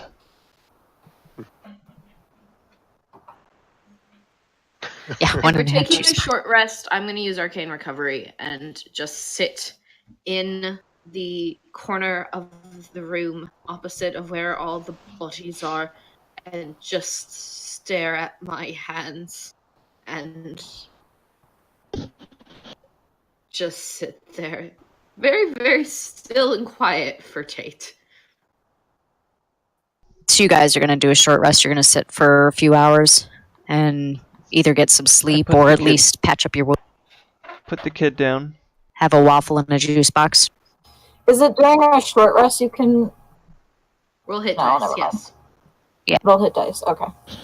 Yeah, Jokel's not going to be resting during the short rest. He's basically going to be on watch duty, and with everybody safe and sound in one little cluster, he's going to go collect that pile of stuff and just put it in a bag and bring it back, so we can bring back the body and what we assume is the town's treasure or family valuables that have been stolen over the years. How does healing work on a short rest? You can roll a hit dice up to You have hit however dice many equal to you your level. have.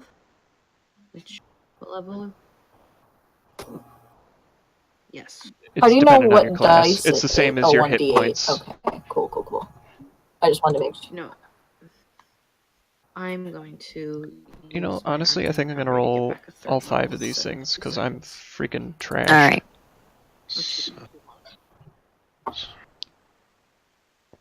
As we're sitting, I pull out a little set of tools that I have, and I sit next to Riala or anyone nearby, and I look at you with my eyes kind of dimly lit and my fibrous eyebrows raised, and I just say, when you have time, would you mind using those tools to give me a tune-up?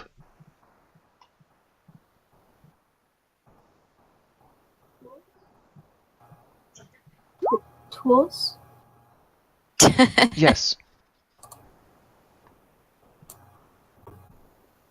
1, 2, 3, Um, 4. what do you mean by a tune-up? Tell me what to do? 33 plus 4 is 37. Well, I just need you to 8? tighten some of these screws and check under some of my plates. I feel like the cold has really done a number on me right now. Thank you. Of course, yeah. I'll do that. And I'll Tune up for them, give yay! them a And tune-up. that is my narrative jargon for rolling my hit dice.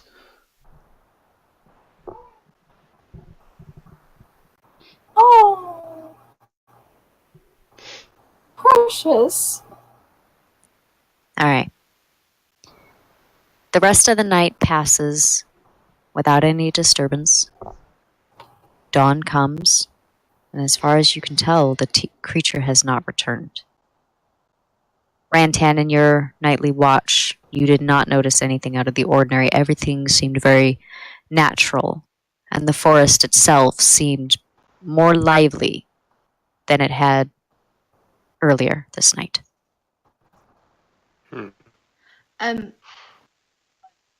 As no one slept, but as the sun is just sort of starting to rise and our short rest is coming to an end, I just want to quietly get up without saying anything and walk out through the hole Jokol made outside. Sort of stand near the tree where Rantan is, just kind of looking up at the lightening sky. I jump down from my perch and land maybe a foot away, foot or two away. Things were uneventful out here. I did not hear anything, so I'm assuming things were uneventful inside. Yeah, you know, you never told me where your home is. It is in the area of the monastery of Craw. Right. Why did you leave? I was meditating, and upon completion of my meditation, I came to the very horrific and startling realization that reality is tearing.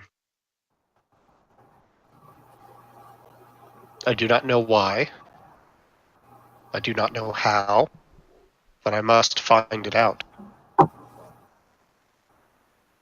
And if you find your answer, will you go back home when you're done? I do not know. Do you miss anyone from home? What is miss? When you sleep at night, do you see faces of people that are important to you? Or do you find yourself staring off into the distance, and thinking about things that people once said to you. You mean to learn?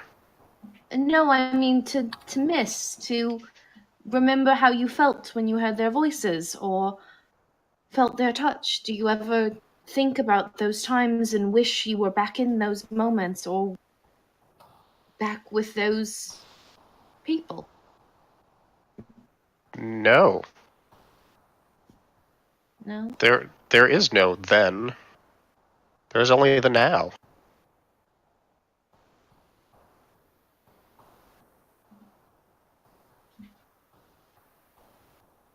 That's a good point.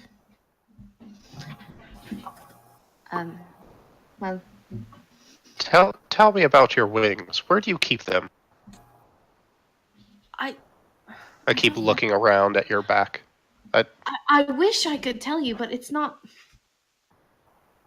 I know a lot about magic, like a lot about magic, but I don't know about this type of magic. My best guess is that it's kind of like when you have a dimension door or a bag that can hold more than it looks like it can hold, and so you can hide big things inside the little bubble that it creates. You know, they go into a bubble. But You I keep don't your wings inside a bubble? Sure. Yes, they're in a bubble that's always on my back that you can't see.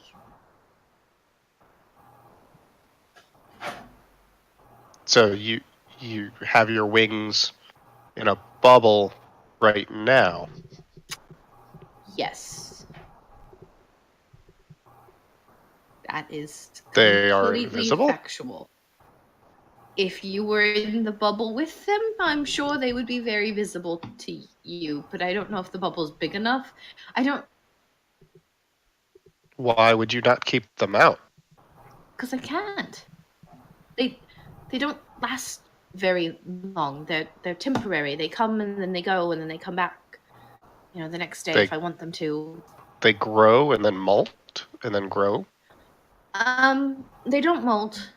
I can take feathers when they're here, and sometimes the feathers poof away, and but this one, I still have for some reason. I am confused. I do not understand. I'm but not I have a seen. bird person. You are not a bird person, I'm not a bird person. but you have wings Yes. like a bird's. If they were like a Loving bird, this would I exchange. have arms? This is wholesome. See, I still have arms though, so they're I more have like- arms. Your wings are your arms, aren't they? No, my wings are my wings. My arms are my arms. Oh, that's right. You're that. I Now you've gone to not making sense. I know I do that. Have you ever read books about gods and angels and demons and things? Books. No, we do not have much use for books. Books are wonderful. I thought you liked learning. Books are where you learn. There are many ways to learn besides books. You learn by doing. You learn by seeing. You learn by experience. Books can say anything. I'm learning a lot of things by experience right now. Books are Would good you- for warmth. You burn your books. No, you pack them into your feathers. Okay, that's not as bad. I was going to offer you this feather here, but then you said you use books for warmth, and I got very, very concerned that you burn your books, and that's just, I can't abide by that. But do you want this? And I hold him my feather. Oh, You gave me one of yours, so well, thank you. I take the feather and then I stick it into my plumage. well, My neck Good. plumage. talking to you, Ren 10. Jones. I don't know how to end this conversation. I'm sorry, I'm not used to. Conversations just end. They do not need an ending. When you are done talking, you stop. But that's so awkward. Not that this isn't awkward, because this is very awkward, but I'm gonna walk away now. Goodbye. I'm just gonna turn and walk away. Strange humanoid. While I'm like tuning up 8, have I seen anything like this? Like, is there any magic? Me. Seen anything like what? 8. Like all of the, I don't know, I'm tightening screws and things. 8, I will let you answer this one. I can say that there doesn't appear to be magic, but I will let 8 answer this question. Or rather, Bloop answer on behalf of 8. Realistically, as you're kind of loosening screws and kind of poking around in and amongst the plates, it's not really any different than any other mechanical contraption or like even some types of armor you might have come across before. Really, the soft fleshy bits underneath the plating are just the same as, they feel kind of like skin, really, but almost like vines that have been kind of twisted and compressed together to make a kind of a flesh. So it doesn't really seem magical, and it doesn't seem altogether inorganic to you.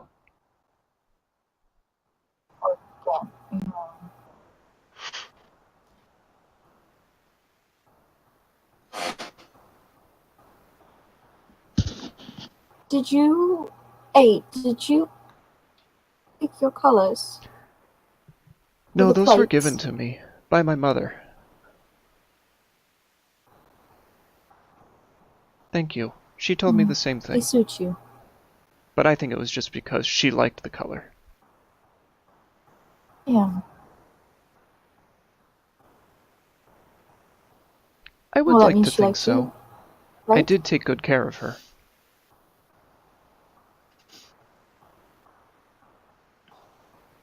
Very busy. What was she like? She thought a lot. Not unlike our young friend. She was very ambitious and driven. She worked herself too hard. Hmm. But that's why she had me. I took care of her.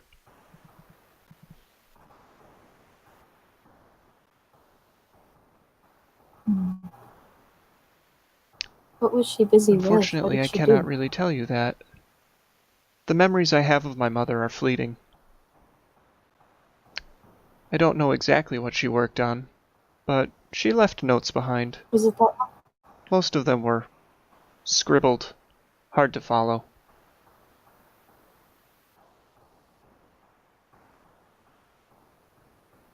Was it a long time ago? I'm sorry, but I'm not even certain how long ago it's been. I've only been traveling for several months. One day I just left my home. It was like I had just woken up that day. Hmm.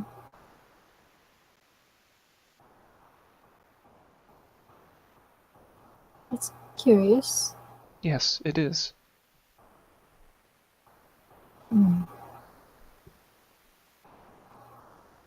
And you and your friend, that night we met, you fell. I don't know where you fell from, but you fell from somewhere. You're not from around here, I know that much. But you're very cryptic. What is it you two are really doing here?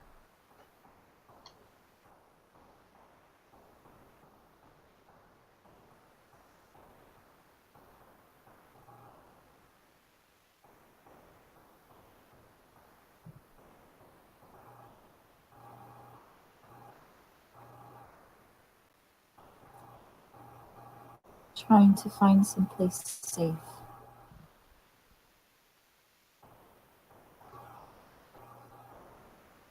Where we are from, safe, and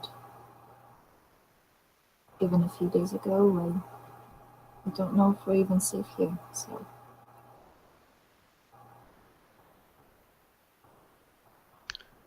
Well, whatever happens, I will do my best to help protect you two.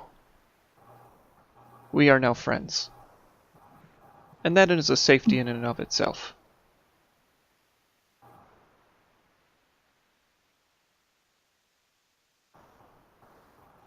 I put my hand on each shoulder. Ben. Yeah, I think so. And we will protect you as well. Although I think we might all need to protect Tate more.